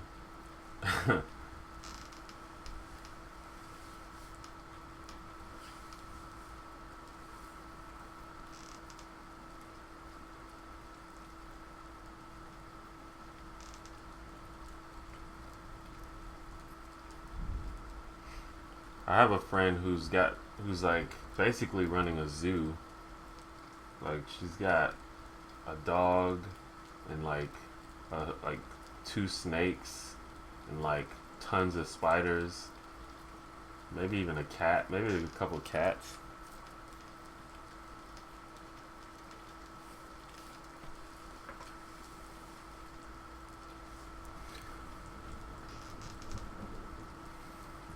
The only pet that I've ever had in my childhood has been dogs. I've had because growing up I was like deathly allergic to cats.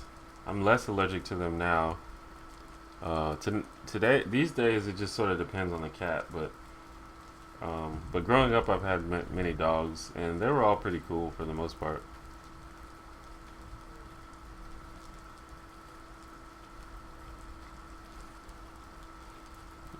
Skip the pet, have a baby. That's definitely not happening. You think I don't like cats? A baby is like even worse. Jesus Christ.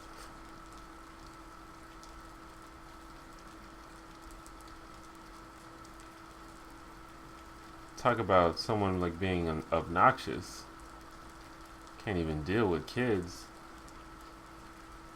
Kids are like assholes for like the first 16 years of their lives.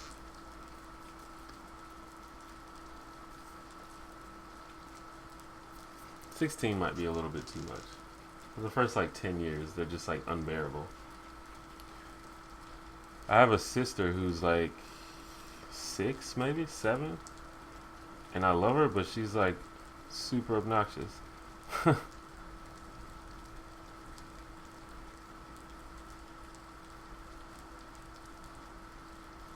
But apparently, once you become a parent, you just learn to deal with it. Like you get used to it. I imagine you have to.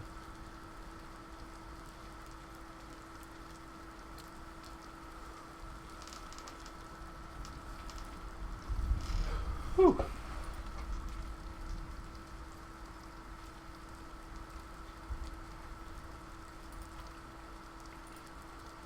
You posted a link on my Facebook page. Go check it out.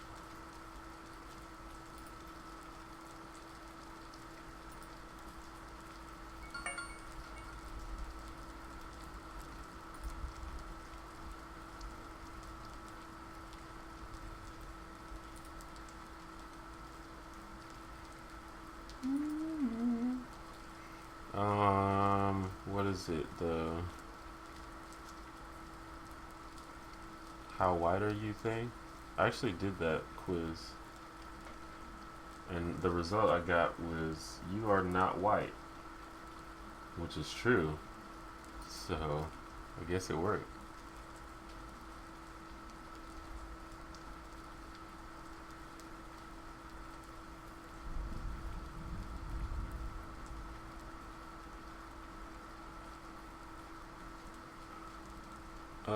I have a friend that got a dog, and she prepared for it more than most people prepare to become parents.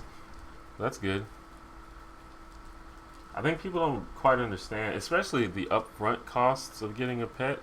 There's like quite a few upfront costs. Like once you get all that out of the way, it gets a little bit better. But I think a lot of people don't understand.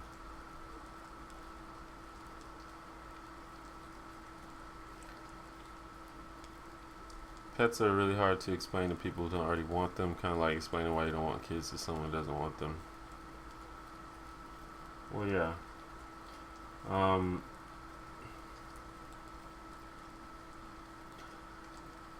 the reason I don't want pets is because I've experienced them.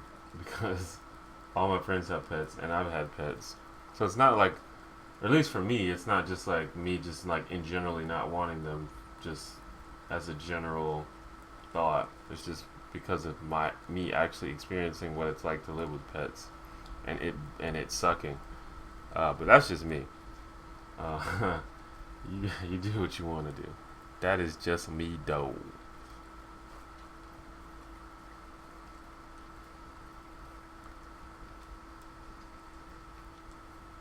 Wow! I just noticed the title of the stream.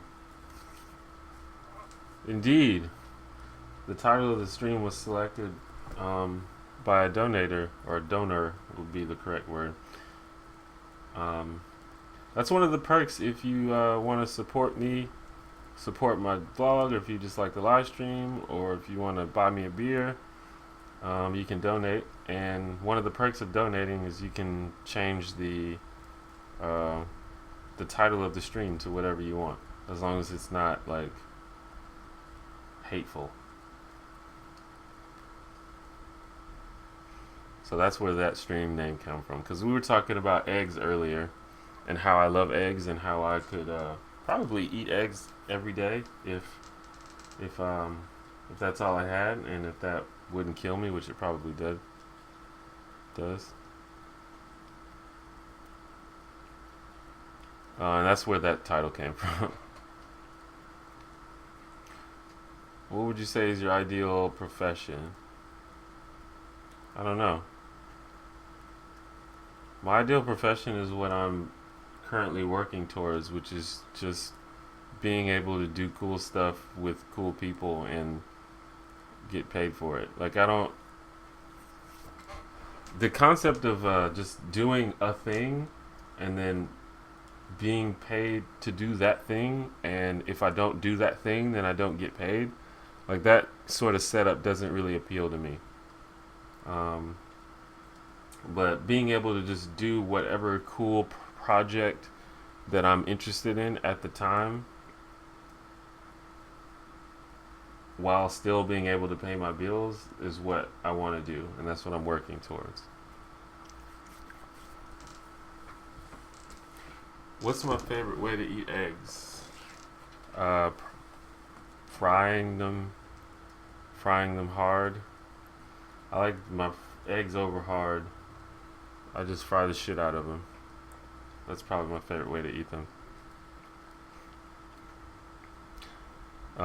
Over medium is pretty good. I don't like over easy. Well, I like over easy, but that's not what I prefer. But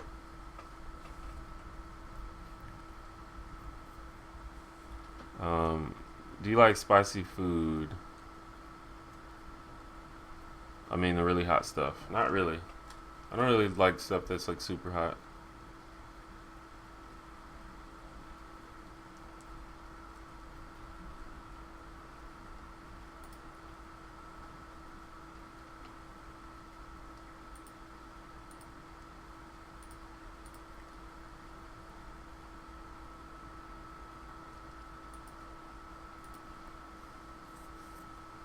I mean, I like. I mean, spicy food usually tastes good, but I suppose I have a weak tongue to spicy stuff because I mean, if I'm eating something and it's just like making me miserable, then I don't see why I would enjoy that.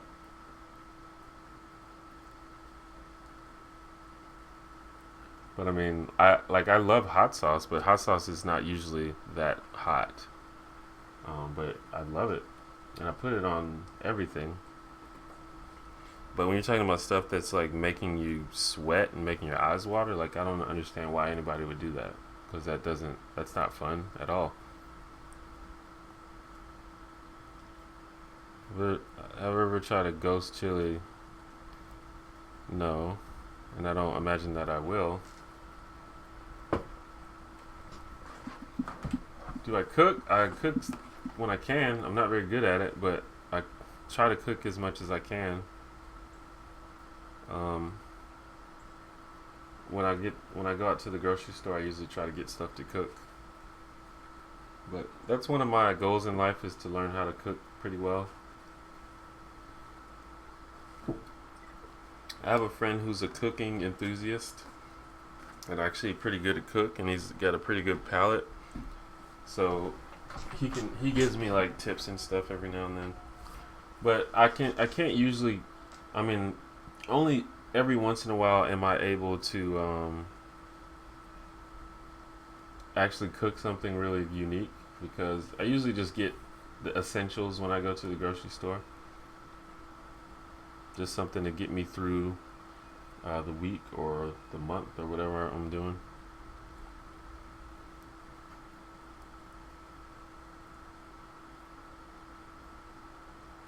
Alright, now the stream's fucking up. Did this log me out? No.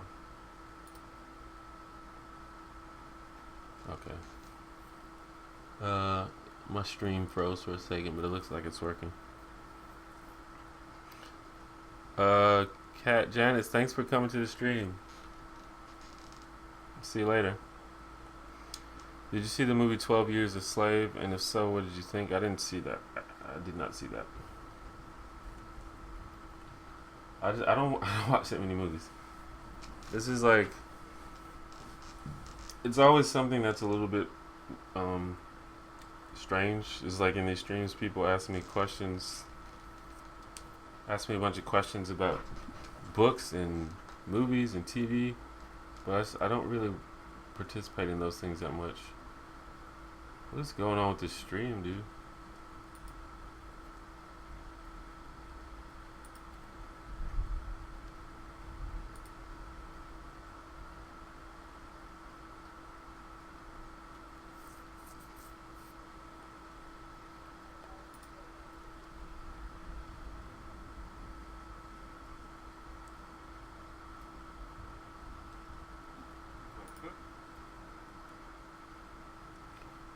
Yeah, so I don't know. The stream, is the stream fucking up for you guys? Wait, where'd the comments go? What the hell?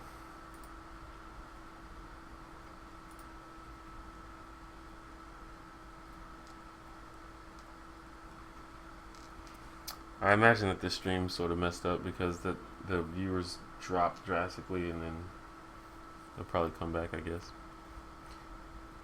The thing is, it actually tastes good for a little while being 3 milliseconds. Yes, I don't. That doesn't seem that fun.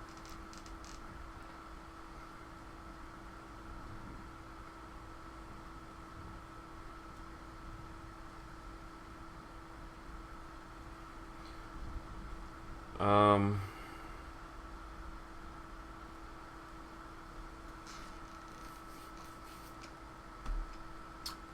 I don't know what's going on with the stream.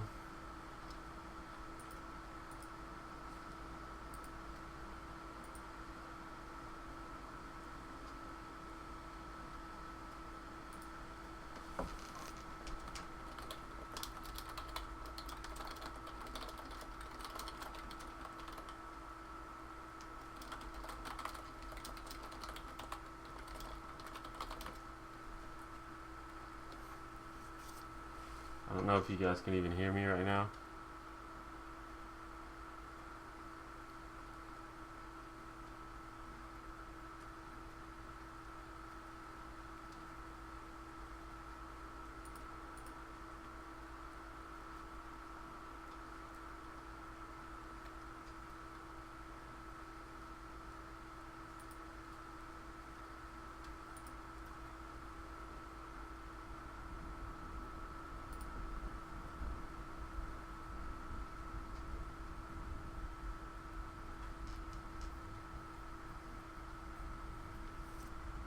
I don't know if it's my internet, maybe.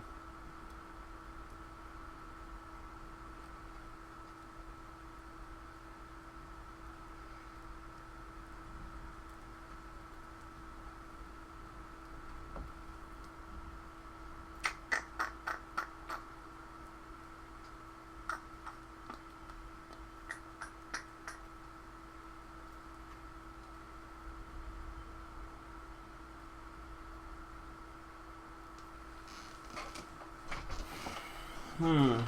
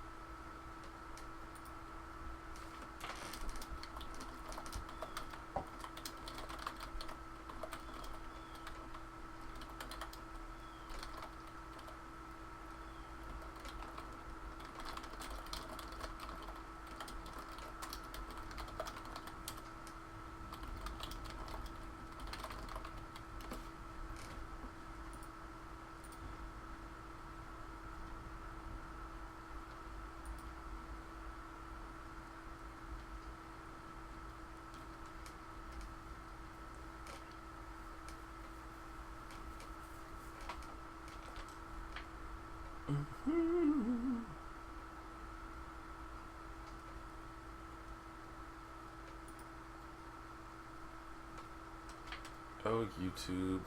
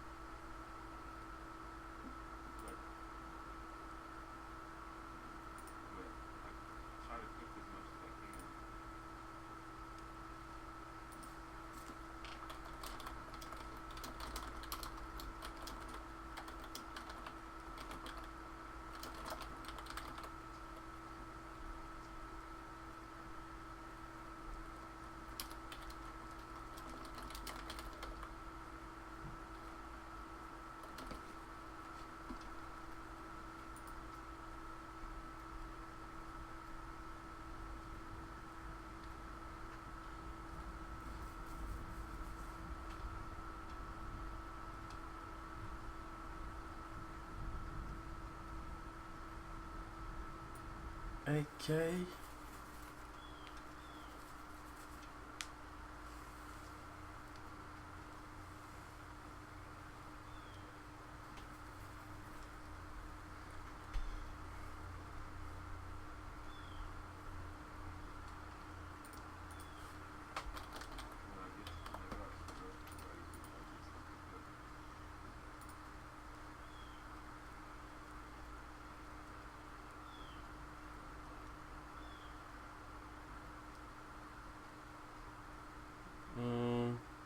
Is it working?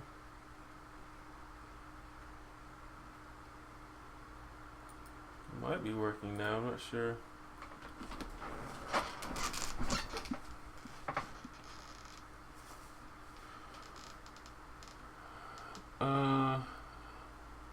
Well, it looks like it's working from my end currently.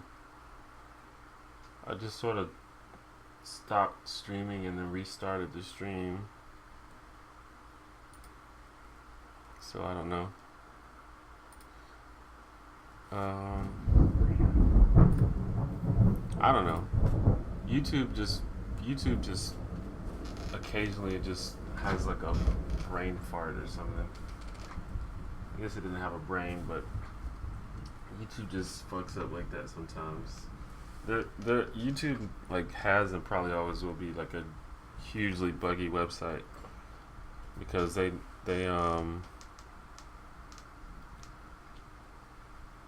they're constantly changing shit and they never let anything stay long enough to where they can fix it. And also I don't think YouTube really puts that much effort into perfecting the live stream capabilities. So I think the live streaming is even more fucked up than the regular videos, but I don't know. You guys got me hungry for pizza now too.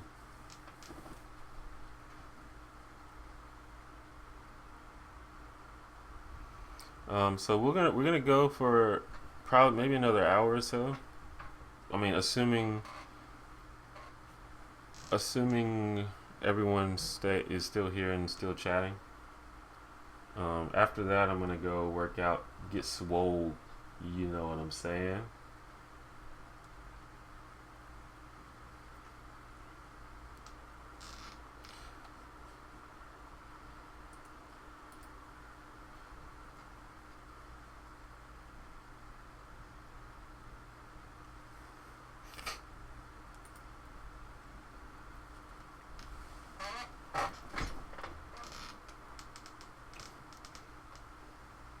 But yeah, I'll probably eat something after the stream is over.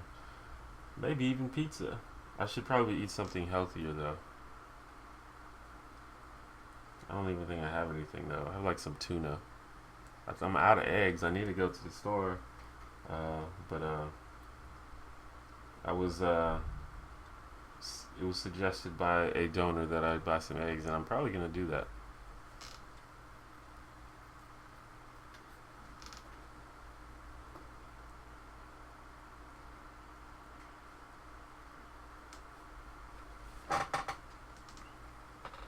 I might go to Little Caesars and get one of them $5 pizzas. It's not as good, but it's cheap. Real cheap. Unfortunately, they don't deliver those. At least not here. That's pretty hilarious that everybody wants pizza now. That's why advertising works. People claim that they aren't affected by commercials, but all they have to do is put a thought in your head, and then next thing you know, you're like ordering a pizza from somebody.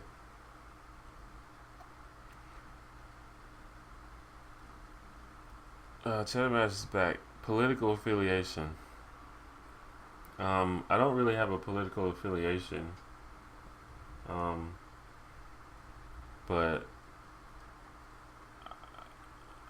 my political opinions tend to be what people describe as liberal.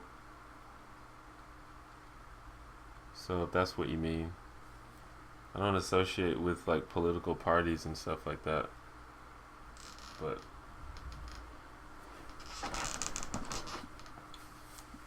I'm like when it comes to social issues, I'm extremely liberal, almost libertarian when it comes to social issues. Well, probably libertarian when it comes to social issues. When it comes to economic issues, definitely the opposite of libertarian.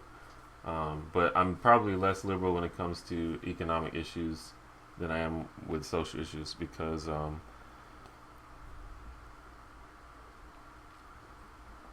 like when I think of like a super liberal economic person, I think of like maybe a socialist or something like that. And I'm definitely not a socialist. Like I'm 100% a capitalist, but I also think that government oversight of the market is necessary, which is a fairly liberal point of view, and definitely not a libertarian point of view. I've never had sardines on pizza. I like sardines though. I've had anchovies on pizza, and that was pretty good. That might be about the same.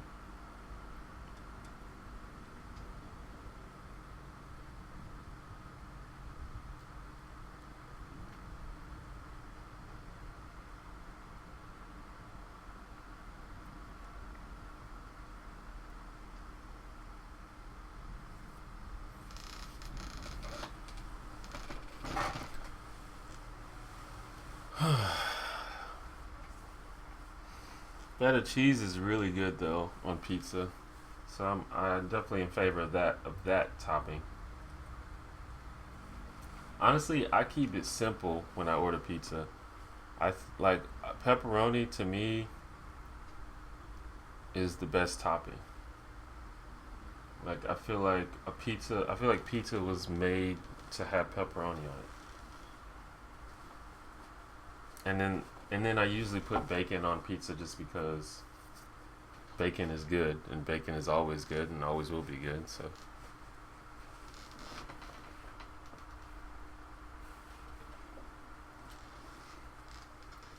oh, you might have been thinking anchovies. Yeah, they're like almost the same thing, but anchovies is more popular as a pizza topping. I'm not sure. I don't know if I've ever seen sardines on a pizza, but I wouldn't be surprised.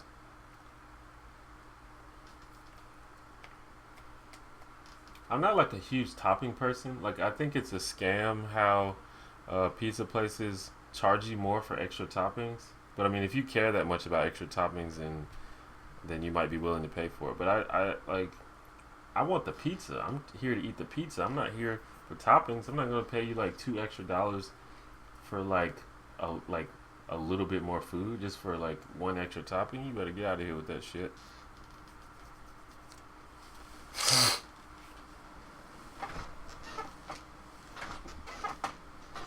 I've never been to Chicago. Chicago people claim that their pizza is better,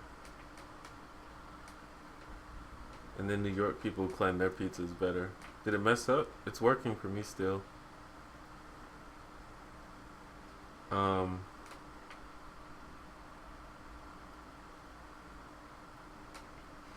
I've never been to like a pizzeria in New York City, but I've had pizza that was claimed to be New York style. So I don't know, but it was good. I've never been to Chicago though.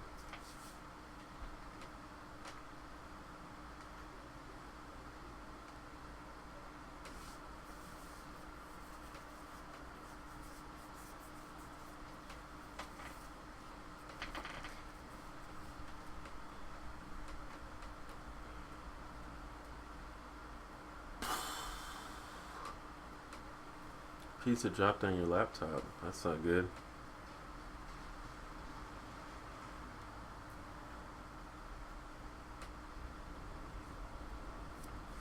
Yeah, I have a bad problem with like I pretty much only always eat at my desk, and I'm actually surprised that everything still works because it can sometimes I make a mess. Like my keyboard is definitely gonna stop working one of these days really soon because I'm like always typing on it with like crusty fingers with food on my fingers and shit. It's got like little stains and shit everywhere. Um, so But I actually am planning to get a new keyboard because this is a really cheap Walmart keyboard that I got for like $8 or something. But it's lasted me quite a while. I've had this for like 3 years.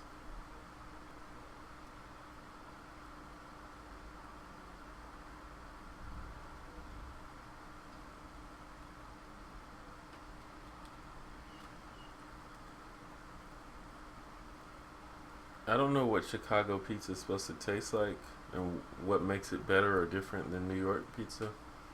New York has a lot of like independently owned pizzerias with people have their own recipes and stuff. So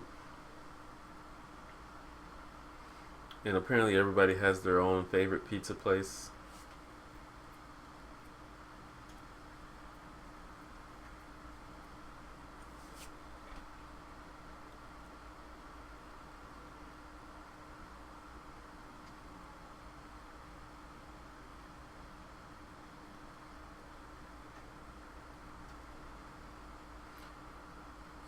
Hello, Gamer Chunk.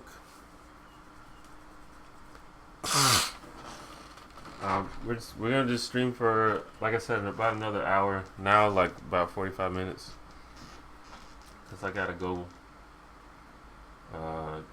go get swole, do some squats.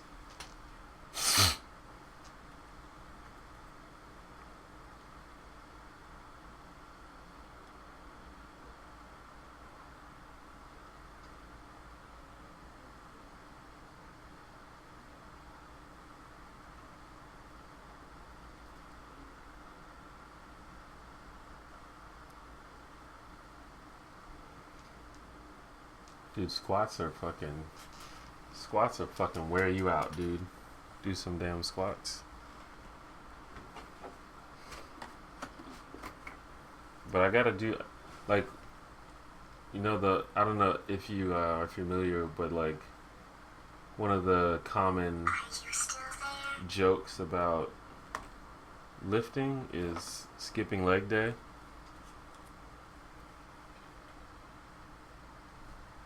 And it's like, don't skip leg day. So we always try to make sure we work our legs.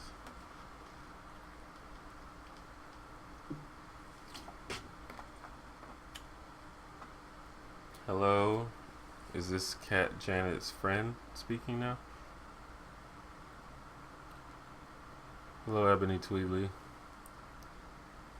You like the t-shirt? I like this t-shirt because I like the way it fits. It makes me look fit. Also because it's Superman. Maybe that's why I think it makes me look fit, because it has Superman logo on it. Chicago pizza is like half the size of a regular pizza, but twice as deep. It's like half lasagna. That sounds interesting.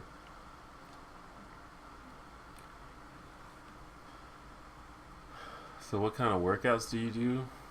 Well, we're sort of just new to strength training. That's basically what I do, is like strength training, bodybuilding, lifts and stuff. Um, but we're sort of new to it, so we have just sort of like a general compound movements, like just like the basic bench press, squats, bent over rows, deadlifts, that sort of thing. We just focus on those things because those are like the best exercises to get like a general baseline of strength. And then from there, like, I'm interested in bodybuilding, but my friends that I work out with are more interested in gaining strength. So we have sort of different goals. So we have to do sort of different things. But for me, I'll do those exercises, but I focus more on like reps than actual like doing like super heavy weights. And then I also will have more of a focus on targeting certain body parts, like doing bicep curls and shit. But those guys, they just want to like push as much weight as possible. So they're just going to be constantly trying to increase their weight.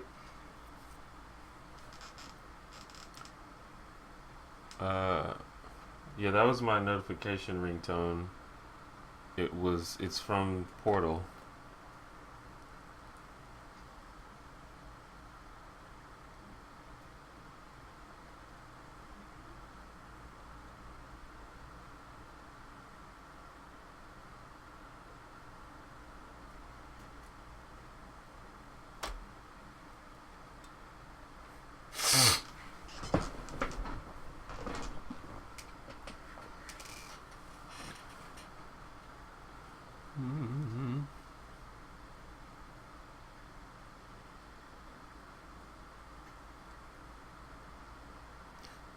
We'd need to, after a while we were going to go in my pool today. Today is my mom's birthday. Well, yeah, the stream will only be going for another like 45 minutes anyway, so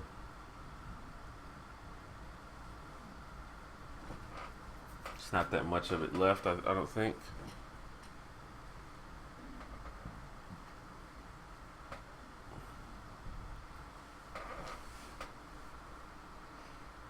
But while I do, like, I've been working out pretty consistently for the past few months, but the main thing I need to work on is just making sure my diet is right. Like, I need to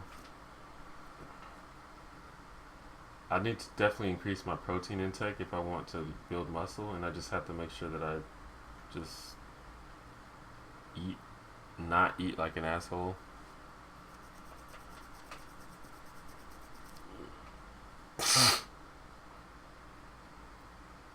Something is bothering my nose.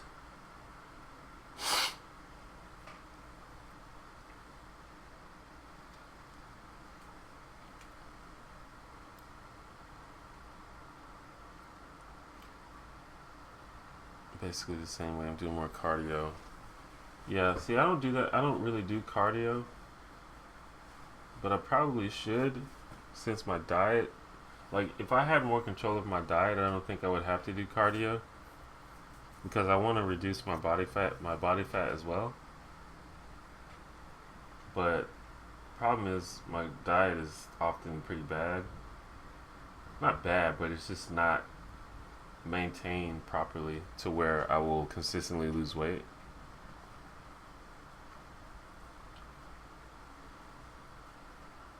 But I just don't want to do cardio. That's the that's the main thing.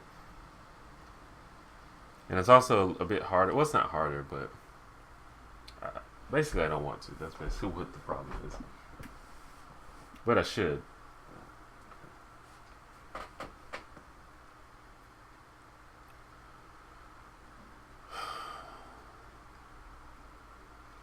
How long did it take you to start getting viewers? Well, it depends on what you consider viewers. Um, I had, but the answer is a long time. I had my channel for about 3 to 4 years, and then that before I got like my first 1,000 subscribers. I don't know if that's what you consider viewers. Um, and then from there, it took about a year to go from 1,000 to 50,000. So, a long time? Question mark?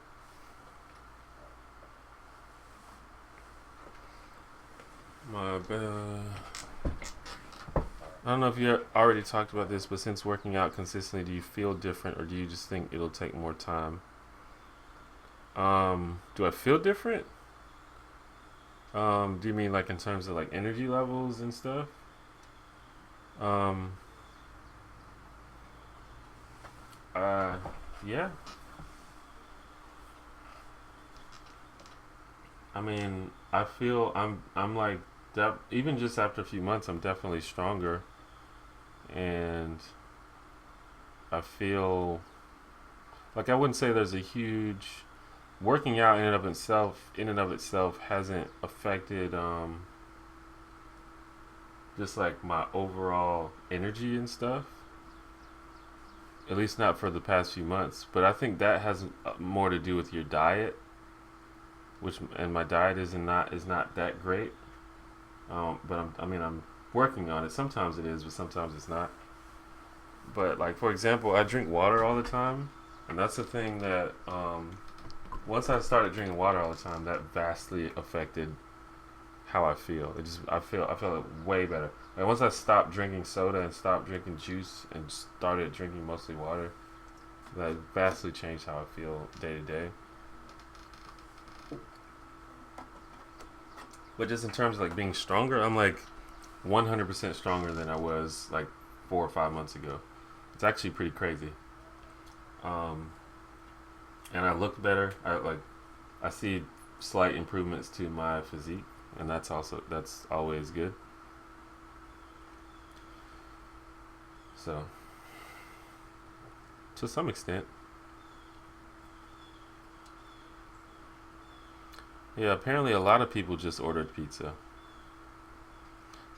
Uh, who's your favorite champion in League of Legends? My favorite champion, it changes up. Like I'll play one and then I'll get sick of him and I'll play another one. So who my current favorites will always be different depending on when you ask me. Currently, my favorites are probably um,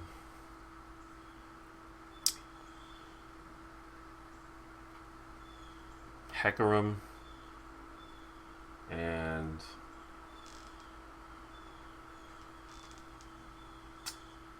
Aurelia maybe. Aurelia, I've liked Aurelia for a while, but like the people that are most fun to play for me right now are probably Hecarim and Gangplank are probably the top two for me right now. But that's just right now.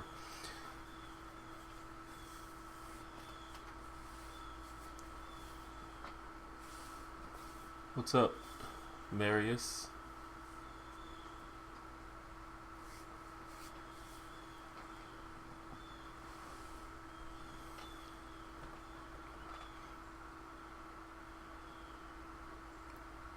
I always underestimate water. It's liquid sleep and liquid magic, and that's really good. You feel stronger. Yeah, definitely keeps the motivation up.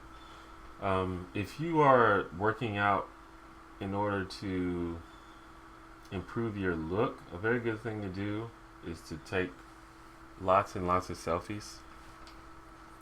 And that sounds silly, but it really helps your motivation when you see the slight improvements that you're making because you can make improvements like almost instantly. Like within the first 3 weeks, you're gonna start seeing improvements. Like if you're actually working out consistently on a regular basis, dedicated, you're gonna see improvement, and it's gonna be really slight, so you may not notice it unless you're like documenting it. So that's a really good thing to do. Like I I'm at the point where I don't accept excuses. Like I actually am gonna do a video about this about excuses. But like if you want to improve your health or improve your fitness or to lose weight, you just gotta do it. You gotta figure out how to do it, and there's no excuse. People are always like, "Well, it's hard. You don't know how hard it is. It's not the same for everybody." It's like, no, shut the fuck up and do something. Like, stop making excuses. You know what you're doing right now? You're sitting on your ass making excuses. Like, that's definitely not helping. But, when I see people, like, I consider myself genetically below average. I consider myself, uh, mostly just lazy and shiftless for when it comes to things like that. So, I'm definitely not any kind of special case. Um, so if I can do it, anybody can do it. Now I understand some people have medical conditions. Most people don't have medical conditions. Everyone always brings that up. It's like, well, yeah, well, some people have medical conditions that makes it hard for them to lose weight. Well, yeah, some people do. Most people don't. Most people are just sitting around making excuses, and that's just for that. Right now I'm talking about diet and excuses and health and stuff like that. But that can go towards anything. It's like sitting around making excuses does not help you. So why do it? but that's just me. It's like really annoying, and it's 100%. Like if you go on your social media right now, if you go to Facebook right now and say like, um, health and fitness is easy, just get up and do it, you will get tons of comments with people making excuses. People just love to make excuses. Like, you understand? I have busy life. I have to work. It's hard. Oh my god. It's like, shut up. Stop making excuses. And if you really want this, then you would just get up and do it. Don't like sit there making excuses.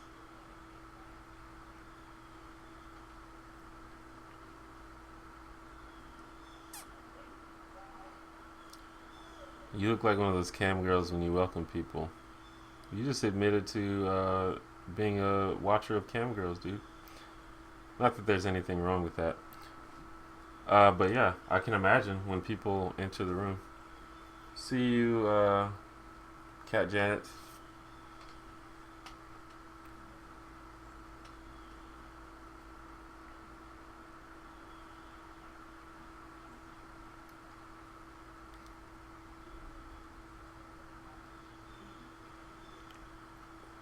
Uh, I used to make excuses all the time until someone told me to stop being a bitch. Lol, I can show you the video if you're interested. It's very cool. Well, you have a video of what? Of someone telling you to stop being a bitch?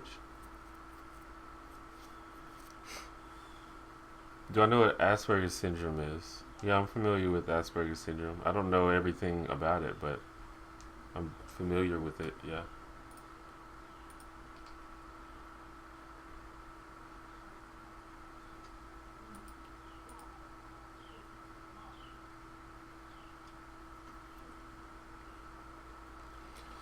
I also hate when I post something about going to work and a dozen people comment something, or going to work out.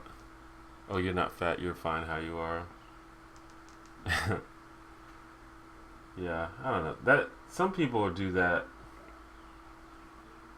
Like even if you are like sometimes people think that any kind of promotion of fitness or losing weight is like making fun of fat people or something. Or like if a fat person says, "I wish I was skinnier," they're like, "Oh no, it's fine. You're fine the way you are." So, no, it's okay to want to lose weight. That's fine. If that's what you want to do, then people should support you. But even if you're not fat, if you want to work out or you want to get more fit, like there are reasons to work out other than physical appearance, you know? Honestly, you should work out in general. Like if there was a book of how to be a person, exercise regularly would be one of the rules of that book.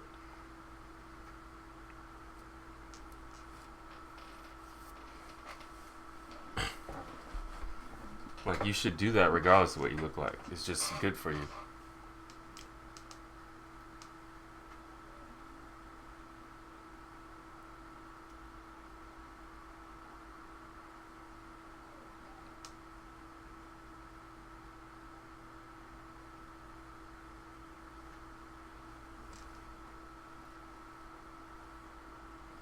Brandon Carter, how to stop being a little bitch.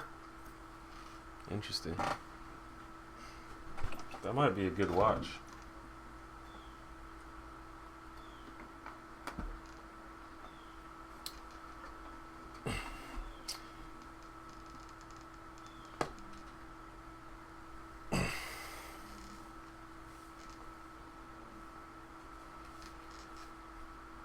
Whew.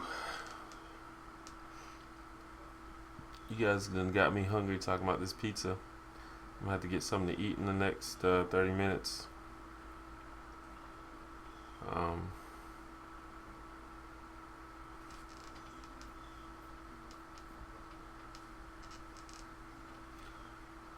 I have Asperger's, and if I like working out, I get completely addicted.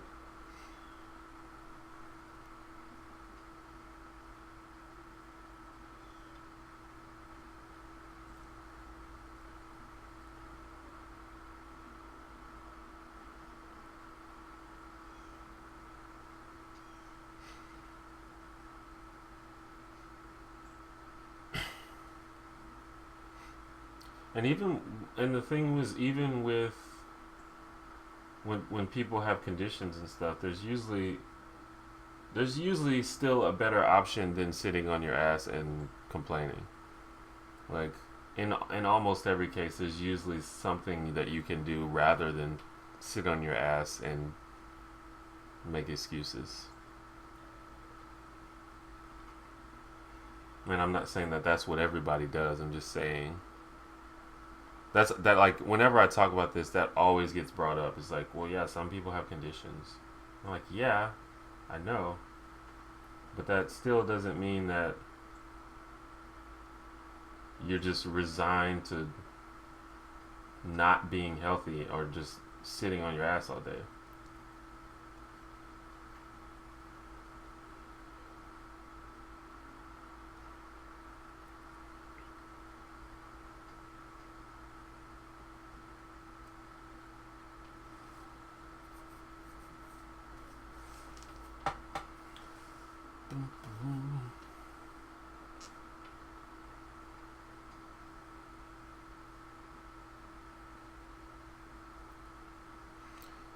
Well, I mean, some people are just different genetically.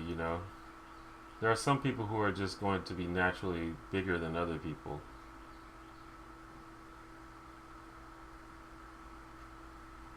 I don't really know the situation of any particular person, but it just depends on what you want. Some people don't care. Like I don't particularly care about like how much I weigh, but I have an idea of what I'd like my body to look like, and that's what I'm working towards. And I think it's a practical idea. Um, but some people just genetically, genetics play a huge role in what your body's gonna look like. Like some people are never gonna be fucking, like you're never gonna be fucking The Rock with huge arms and pecs. Like some people just aren't gonna do it. Like if you are, a tiny skinny man with no body fat, you're probably never gonna be that big. That's just your genetics. It just wasn't written in your genetic code. Now, does this mean that you'll never be fit and never have an attractive muscular body? Not necessarily if that's what you want. I mean, maybe you could get that big if you took a bunch of steroids and a bunch of harmful shit, possibly. But genetics do play a big role. But I also think that um, like sitting on your ass is not gonna help anything. Like anybody can lose a few pounds if they just put their minds to it. Anybody can improve their health. Anybody can gain a little bit of muscle. Like I think that is possible for anybody, regardless of your genes. It'll be easier for some people, harder for some people. Some people will have a limit. Some people will have an upper limit or a lower limit. Like there are people who will eat that can eat, 6,000 calories a day and still not get that big. But for other people, they eat that much and they, die because they got too big, or they eat that much and they just, they weigh like 600 pounds. Either way, it's bad for you, Either way, you shouldn't do it unless you're like a body, like a competitive weightlifter that needs that many calories to build the muscle that you need to break bodybuilding records. But other than that, there's no reason to do that, regardless of how it actually affects your body. But I don't know. My main thing is, if you want something to happen, make it happen. Don't just sit around making excuses. That's my main thing. Excuses are like the most annoying shit ever, especially when they're not legit excuses. Like if you have a legit excuse, that's one thing. If you have like muscular dystrophy and you're like in a wheelchair, then obviously that's a legitimate excuse for not not doing strength training, and even some of those people still do it depending on their capabilities. But I'm just saying, if you want something to happen, make it happen. Don't make excuses. I didn't mean to go that deep into it. Cat Janet's is back again.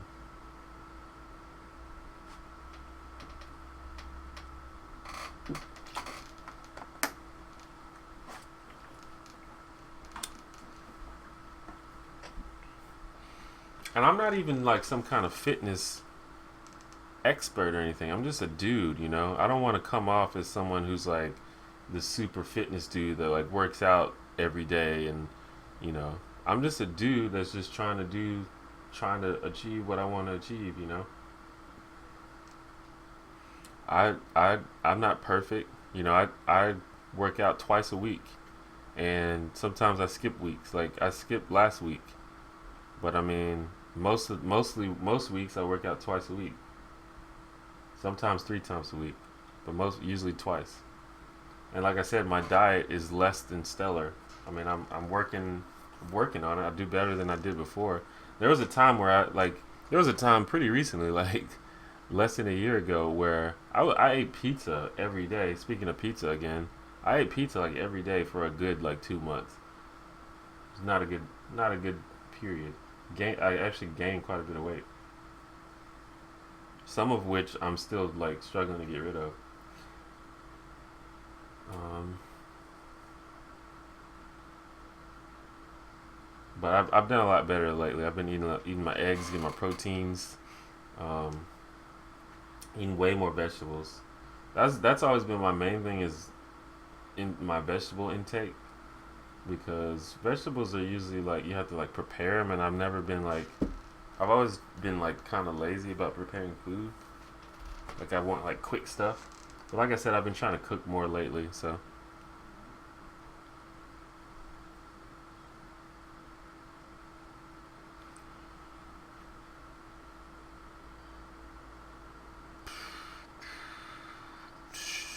Hello, breadcrumb. I see a bunch of people joining now. The stream is almost over though. Maybe I should start the stream in the afternoon. Maybe I should start it later or something. Want to thank you for your video about things that aren't actually a big deal. I had a terrible job that was ruining my life, and that video is exactly what I needed to get out of it. Well, awesome. I'm glad I could help you. Hopefully everything is working out for you.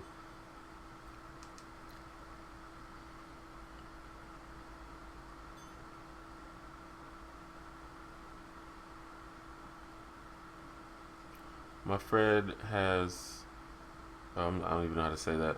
He sits on his ass all day, eats crap, and chain smokes. He's only getting worse, and it's fucking horrible to watch. Yeah.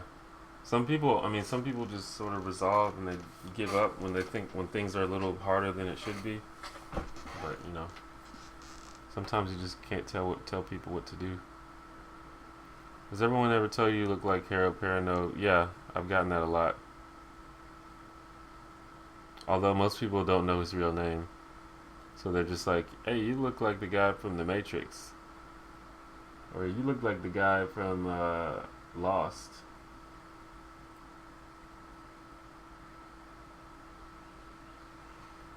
Only one person, like you're actually the second person that said that I look like Mercutio. Like you're the second person that said that that's the role that I look like him from. People always either say Lost or The Matrix.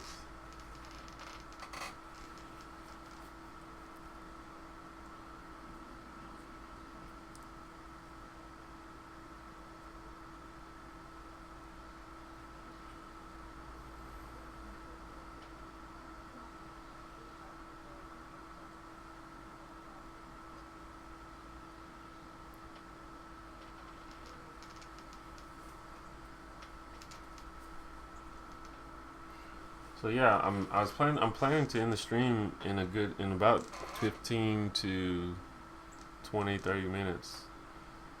But it looks like a lot of people just got here. Well, not a lot of people, like 2 or 3 people just got here. But Sunday stream starts at 1 p.m. Central Time, guys. Is that too early? The main reason I start that early is just to give people from Europe and just in that time zone more of a chance to watch the stream, because the Friday stream is like a super inconvenient time for them.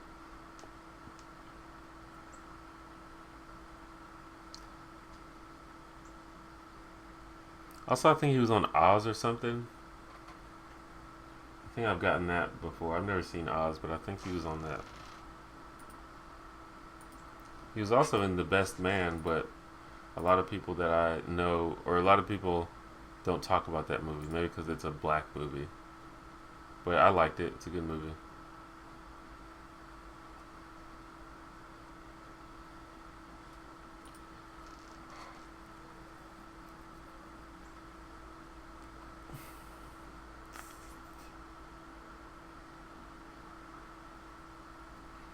Yeah, wasn't that movie? It was like set in the present day, but they still use the old Shakespearean language. Like it was weird.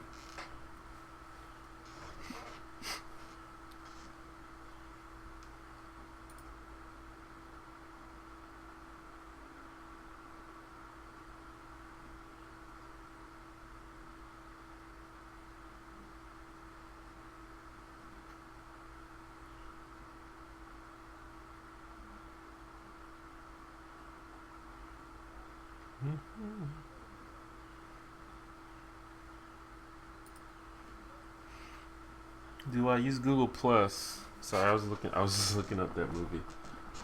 Um, Not really. I only have a Google Plus to to share my videos on there for the few people that actually use it, but I don't ever go on Google Plus for any reason.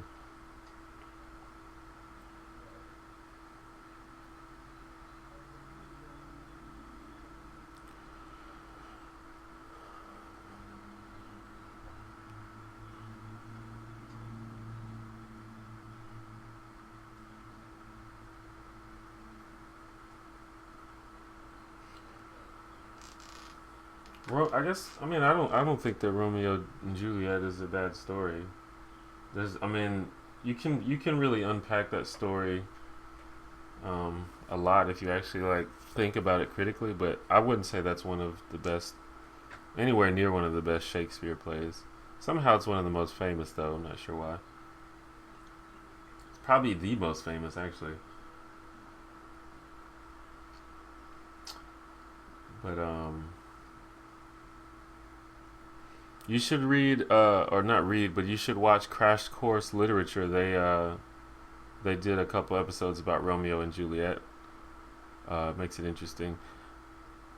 If you like, I've always found that like discussing a book with people or having it taught to you, or you know, having to do like critical thinking about a book, it makes you, or a story or whatever. In this case, a play. It just makes you really appreciate it way more. So Crash Course Literature is actually in general pretty good. You should watch it. It's on YouTube if you don't know what that is. It's like if school was fun, basically. I really wish I had things like Crash Course when I was in high school.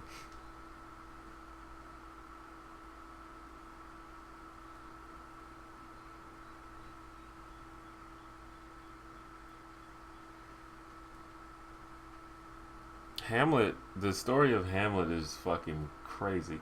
No, I'm thinking of Macbeth. Macbeth is fucking nuts. Hamlet is pretty crazy too, but the story of Macbeth is fucking stupid. Like this dude just goes crazy and just kills everybody.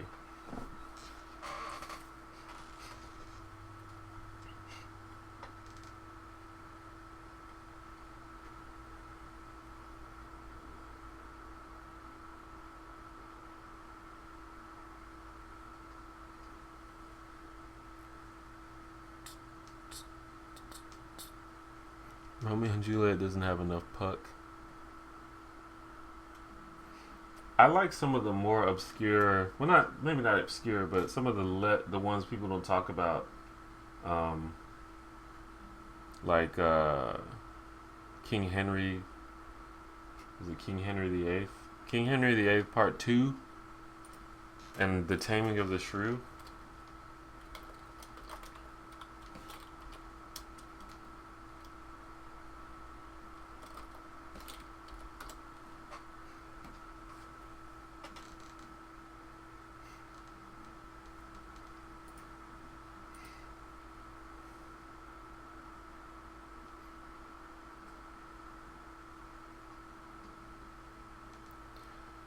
Um,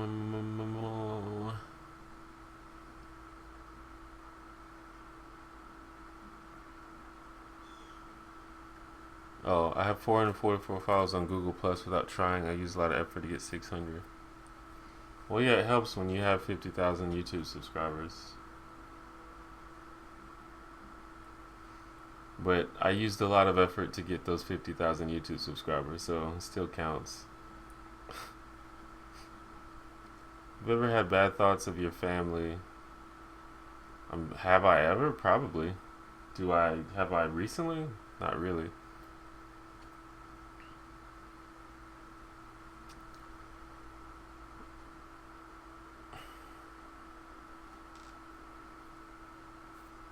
Oh, you should also watch Thug Notes. If you haven't seen Thug Notes on YouTube, it's awesome. It's super good. 10 Things I Hate About You is based off Taming of the Shrew. That is correct. I did know that.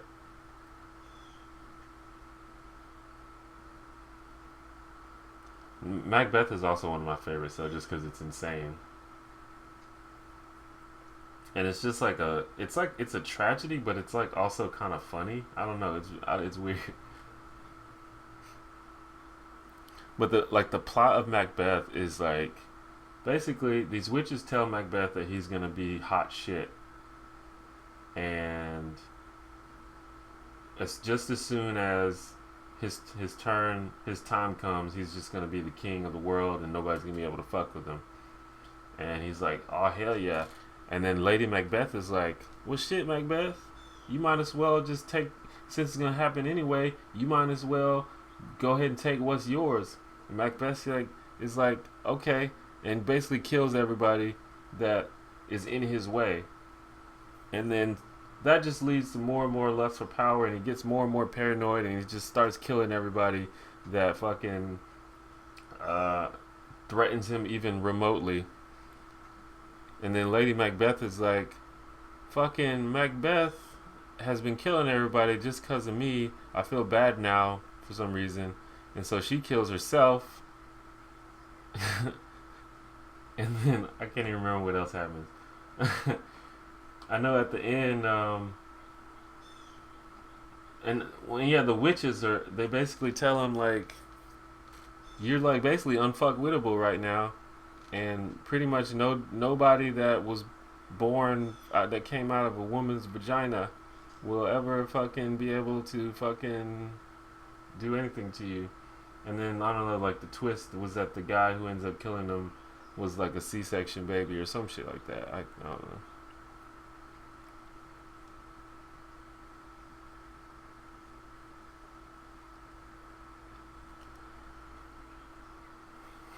It's crazy. Shakespeare, like, when I was growing up, I remember all the kids used to just hate Shakespeare just because it was so hard to read. But Shakespeare's stories are actually really, really cool, and they're good. I was actually in in like 5th grade, I was in a production of The Taming of the Shrew, and I think the dude's name is Lucretio. He was like the secondary. There's like the main story and then like the backup story, and that Lucretio was the guy who was trying to get the other girl, get her sister.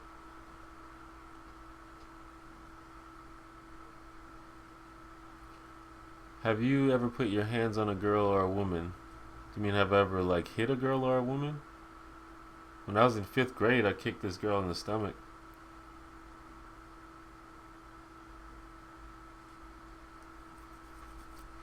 I should do a channel of you giving off your cliff notes of stories. This is awesome. You should look. You should check out Thug Notes. It's basically the same as what I just did. Probably a little bit less profane, but still a little bit profane. And they actually did one on Macbeth.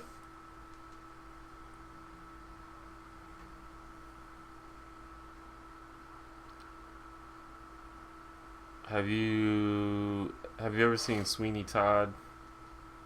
No. Actually, I might. No, I haven't seen it. I've seen like some of it. I didn't really like it though. Like I didn't. The Sweeney Todd is the Johnny Depp movie, right? Where he's like the barber. Yeah. Um, I didn't really like the music in it.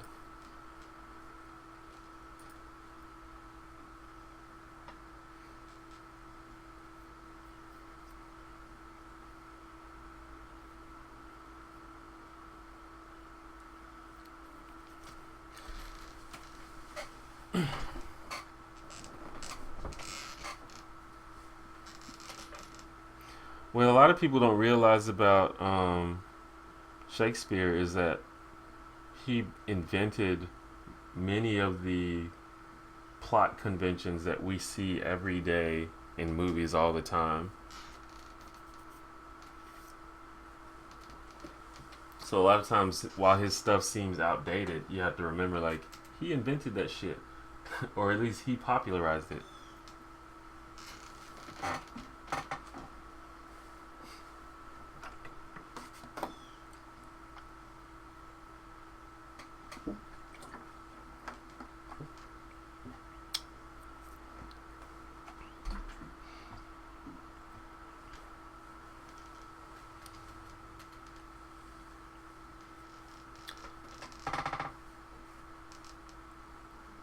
I punched a boy in his private part in 2nd grade. I said you messed with the wrong girl.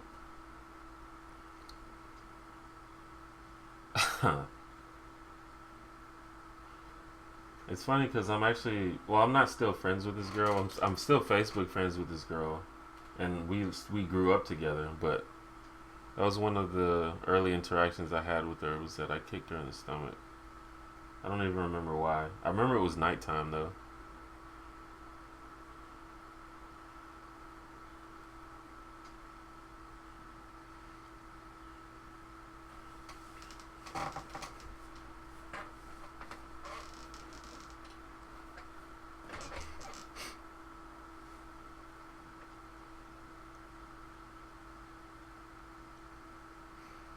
Just checked out Thug Notes and Crash Course Literature. Cool. Those are two quite different things, but they're both educational.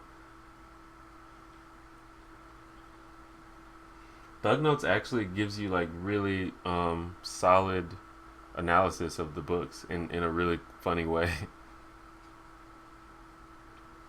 Crash Course Literature is more scholarly, I think, but it's also funny, but it's more in depth. It's more like school.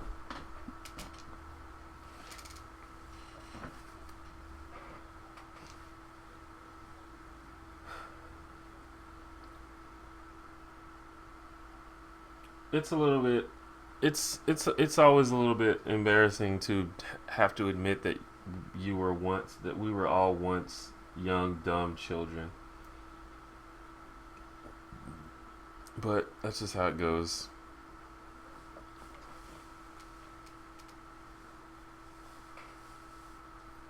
But it's see when you're a child, you have sort of an excuse. It gets even worse when you get older because you sort of know better and you still do dumb stuff, but that's just going to happen to everybody. Like, I consider myself, I consider, I think that I was pretty much like an idiot up until like I turned like 23. And I became like less of an idiot, but still kind of an idiot. I mean, I'm I'm still a little bit of an idiot in certain ways, and maybe we will always be.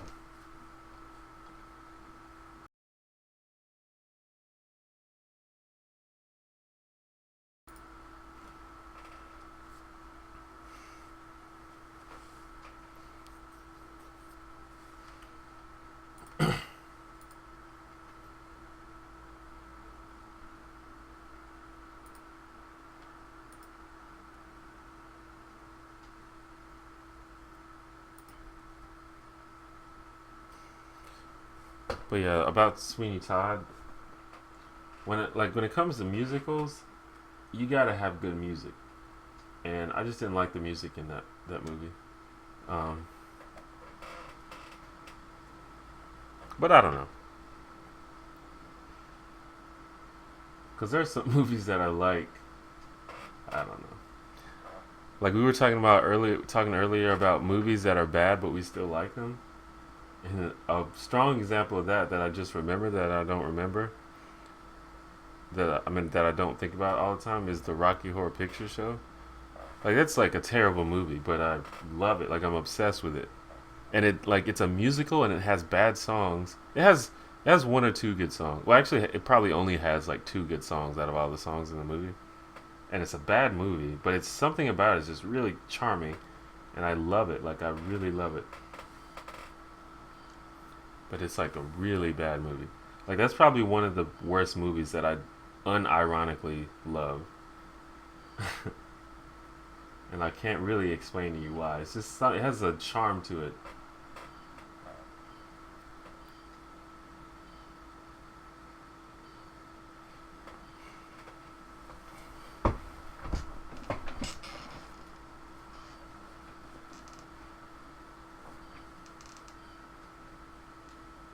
I just can't really explain it. Like usually there are some bad movies that I like, but I like them sort of ironically. Um, but that movie is bad, and I like it unironically. Do I generally like musicals? I don't. I mean, if they're good, I don't. I don't really. I don't really choose movies based on genre. I just like them if they're good or if they're not. Uh, Definitely. I feel like musicals can be hit or miss. Like some genres are usually, they have a pretty solid reputation. Like action movies are usually entertaining, but usually not very deep or masterful. For example, and horror movies are usually not very good, um, but they get the job done because they're horror movies. Dramas though are usually hit or miss, and I think the same thing with musicals. Like they're hit or miss.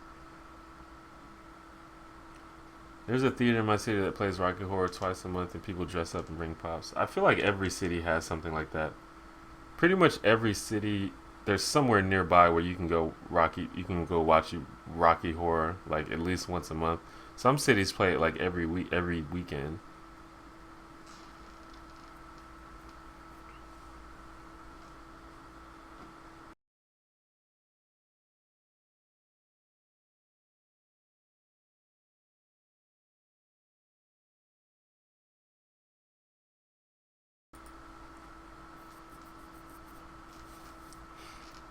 I don't know if in my particular city we have that, but um, there's probably somewhere nearby, and we definitely do it at least once a year because it's a big thing on Halloween. You watch Romeo and Juliet play summary and analysis by Thug Notes. Yeah, it's awesome.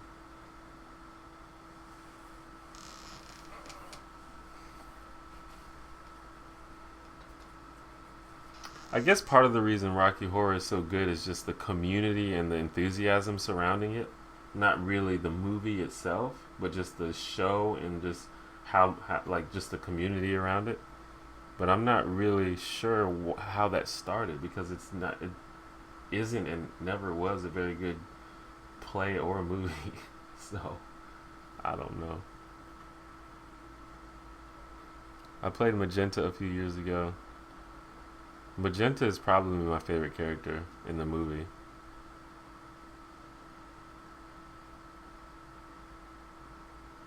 Are you still there? It's astounding. Time is fleeting. That's my buddy calling me about working out. We're gonna probably leave in the next hour, or maybe even sooner.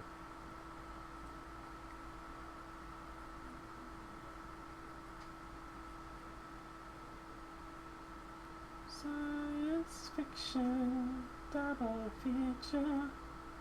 My favorite song in Rocky Horror is definitely Sweet Transvestite, though. Cause I'm a sweet transvestite from transsexual Transylvania. Ha ha.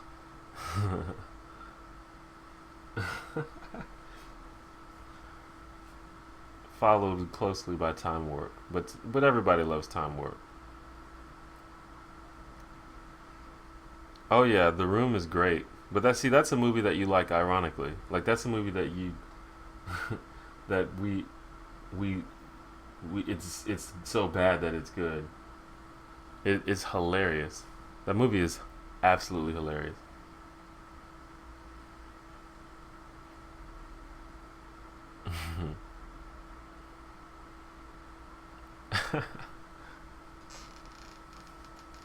the guy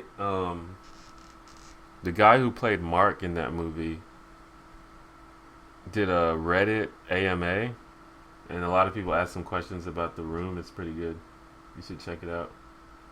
He was basically just talking about how weird fucking what's his name? I want to say Vince.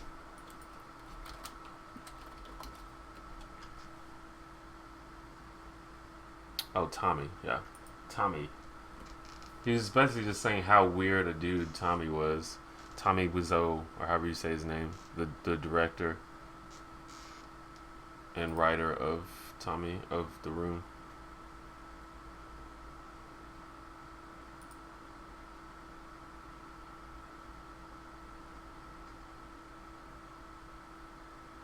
Entertainment Weekly has called The Room the Citizen Kane of bad movies. Oh God.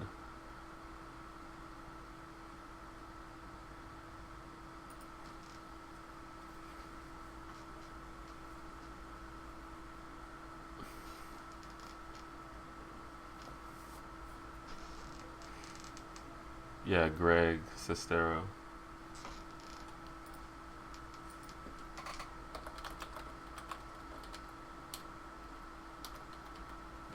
Are you still there?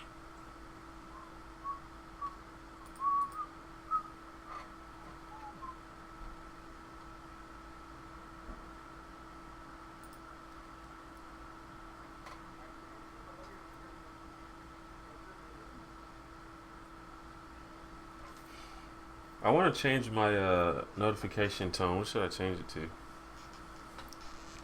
I want it to be something from a video game, but it has to be something like short and snappy. Something that works as a text tone.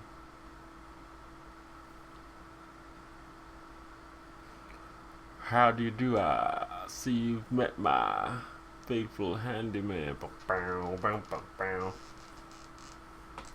Overall, the music in Rocky Horror is actually pretty bad, though. Please watch The Room if you've never seen it. It's like so terribly, terribly badly good. Wait, Tommy. How do you say his name? Wiseau? He has a YouTube show, though? What the fuck? I need to watch that. Yeah, I know they made a video game And they made a comic book about it too.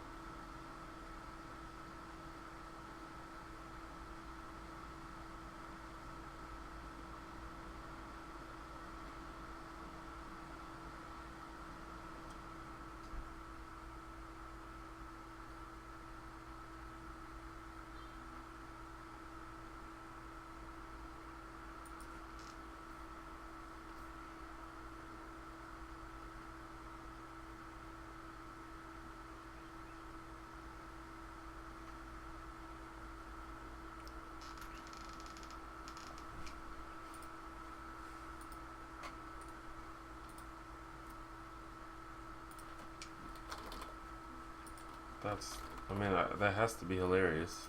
I can't see how that's not, how that wouldn't be hilarious. Fucking YouTube, dude. Does YouTube move slowly for you guys, or is it just me?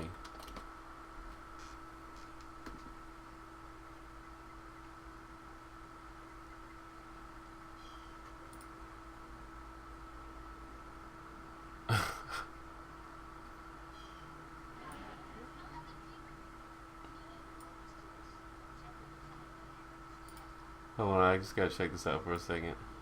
I'm not gonna watch the whole thing.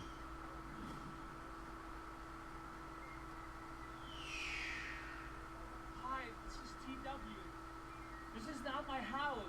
I was just preparing an egg breakfast. This is not my house. This is not my house. What the fuck, dude? That's hilarious. It's already hilarious. TW, we have teleported you. Buttons and play the game. Yes. Okay. Yes. Alright, yeah, that's fucking awesome.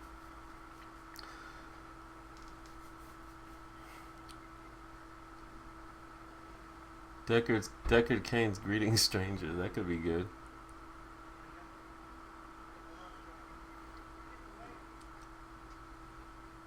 Have you ever cussed out your family? Nope. I don't swear in front of my family at all. Alright, so we're gonna stream for about just maybe like 15 more minutes. So we're gonna go ahead and end it here pretty soon. Cause I gotta get ready. My friends are gonna pick me up here in a little bit. So if you want to get any last questions or comments in, now would be the time. Also, if you want to get any last donations in, wink wink, you can do that now. But yeah. Alright, Dion, see you. Thanks for coming. Kay, thank you for coming as well.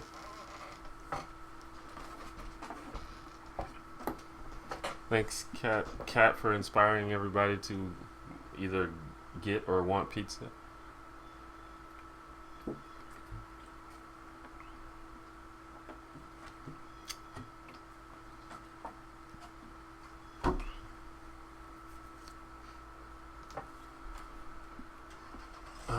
And if you don't know, I stream every Friday and every Sunday. I stream Friday at around 7:30 p.m. Central Time. That's my time.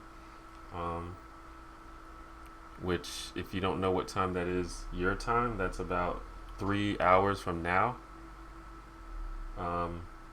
Sundays I stream 1:30 my time, 1:30 Central my time, and that is about 3 hours earlier than now, just to give you an idea. So Fridays and Sundays. Fridays is later, Sundays is earlier.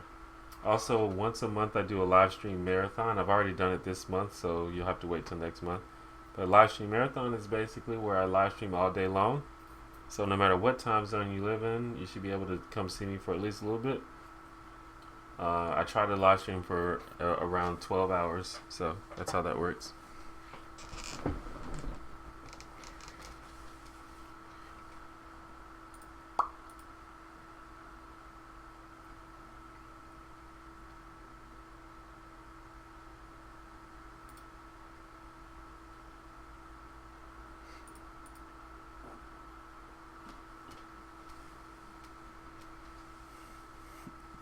Hey, my why I disagree with Morgan Freeman video has over 10,000 views now. Cool. I just noticed that.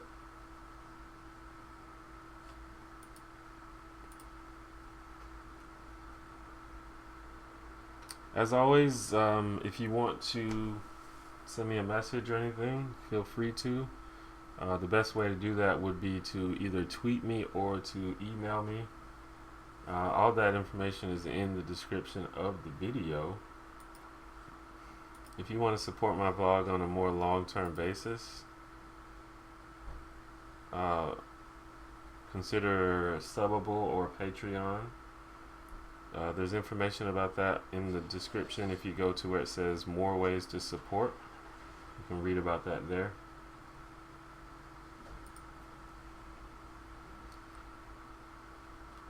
Quick comment: if love be rough with you, be rough with love. Prick love for pricking, and you beat done. Oh.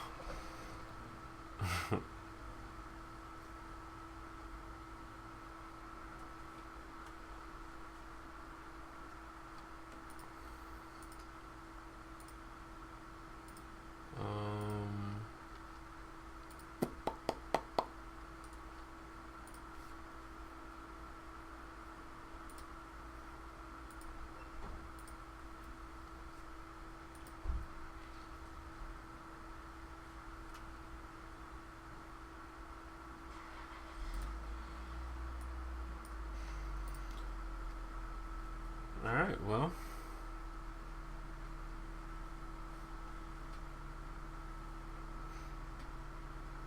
I guess we can go ahead and end it. It's pretty another fun stream. I think we I feel like this particular stream, even though there weren't that many people, I feel like we were more engaged and sort of talked more for this time. So that was good. Hopefully some of you guys can make it on Friday. If not, hopefully next Sunday. If not, I should have a video very, very soon. I have it already like mapped out and written and stuff, so it should be uploaded really soon, like tomorrow maybe.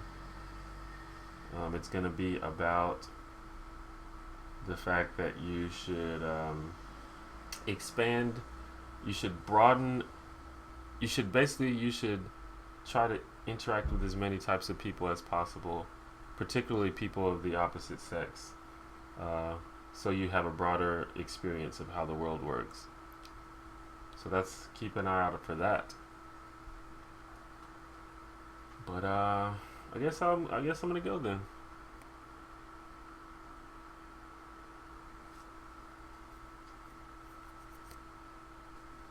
Yeah, I don't know. People seem to only catch my streams at in inopportune times.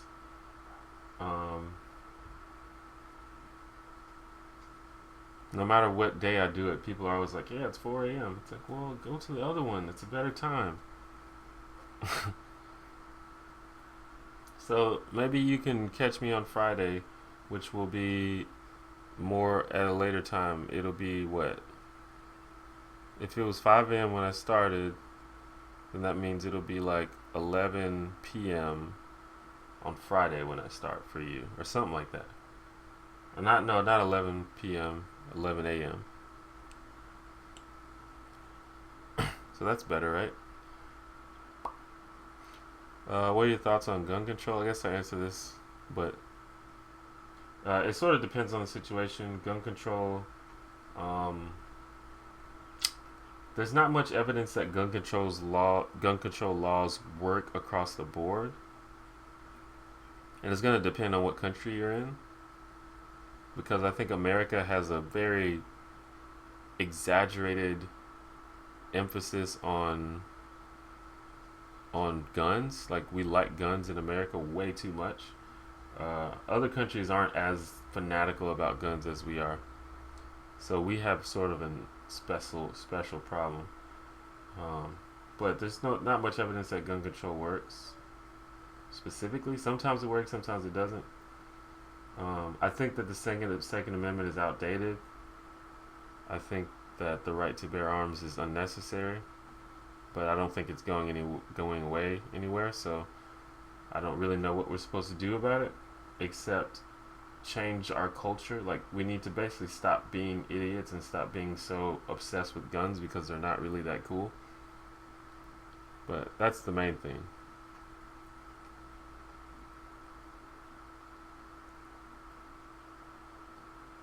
So we'll just end on that subject. That would probably spark some conversation, but we'll talk about it next time. Just bring it up again on Friday or Sunday, next Sunday, and we'll talk about it more then.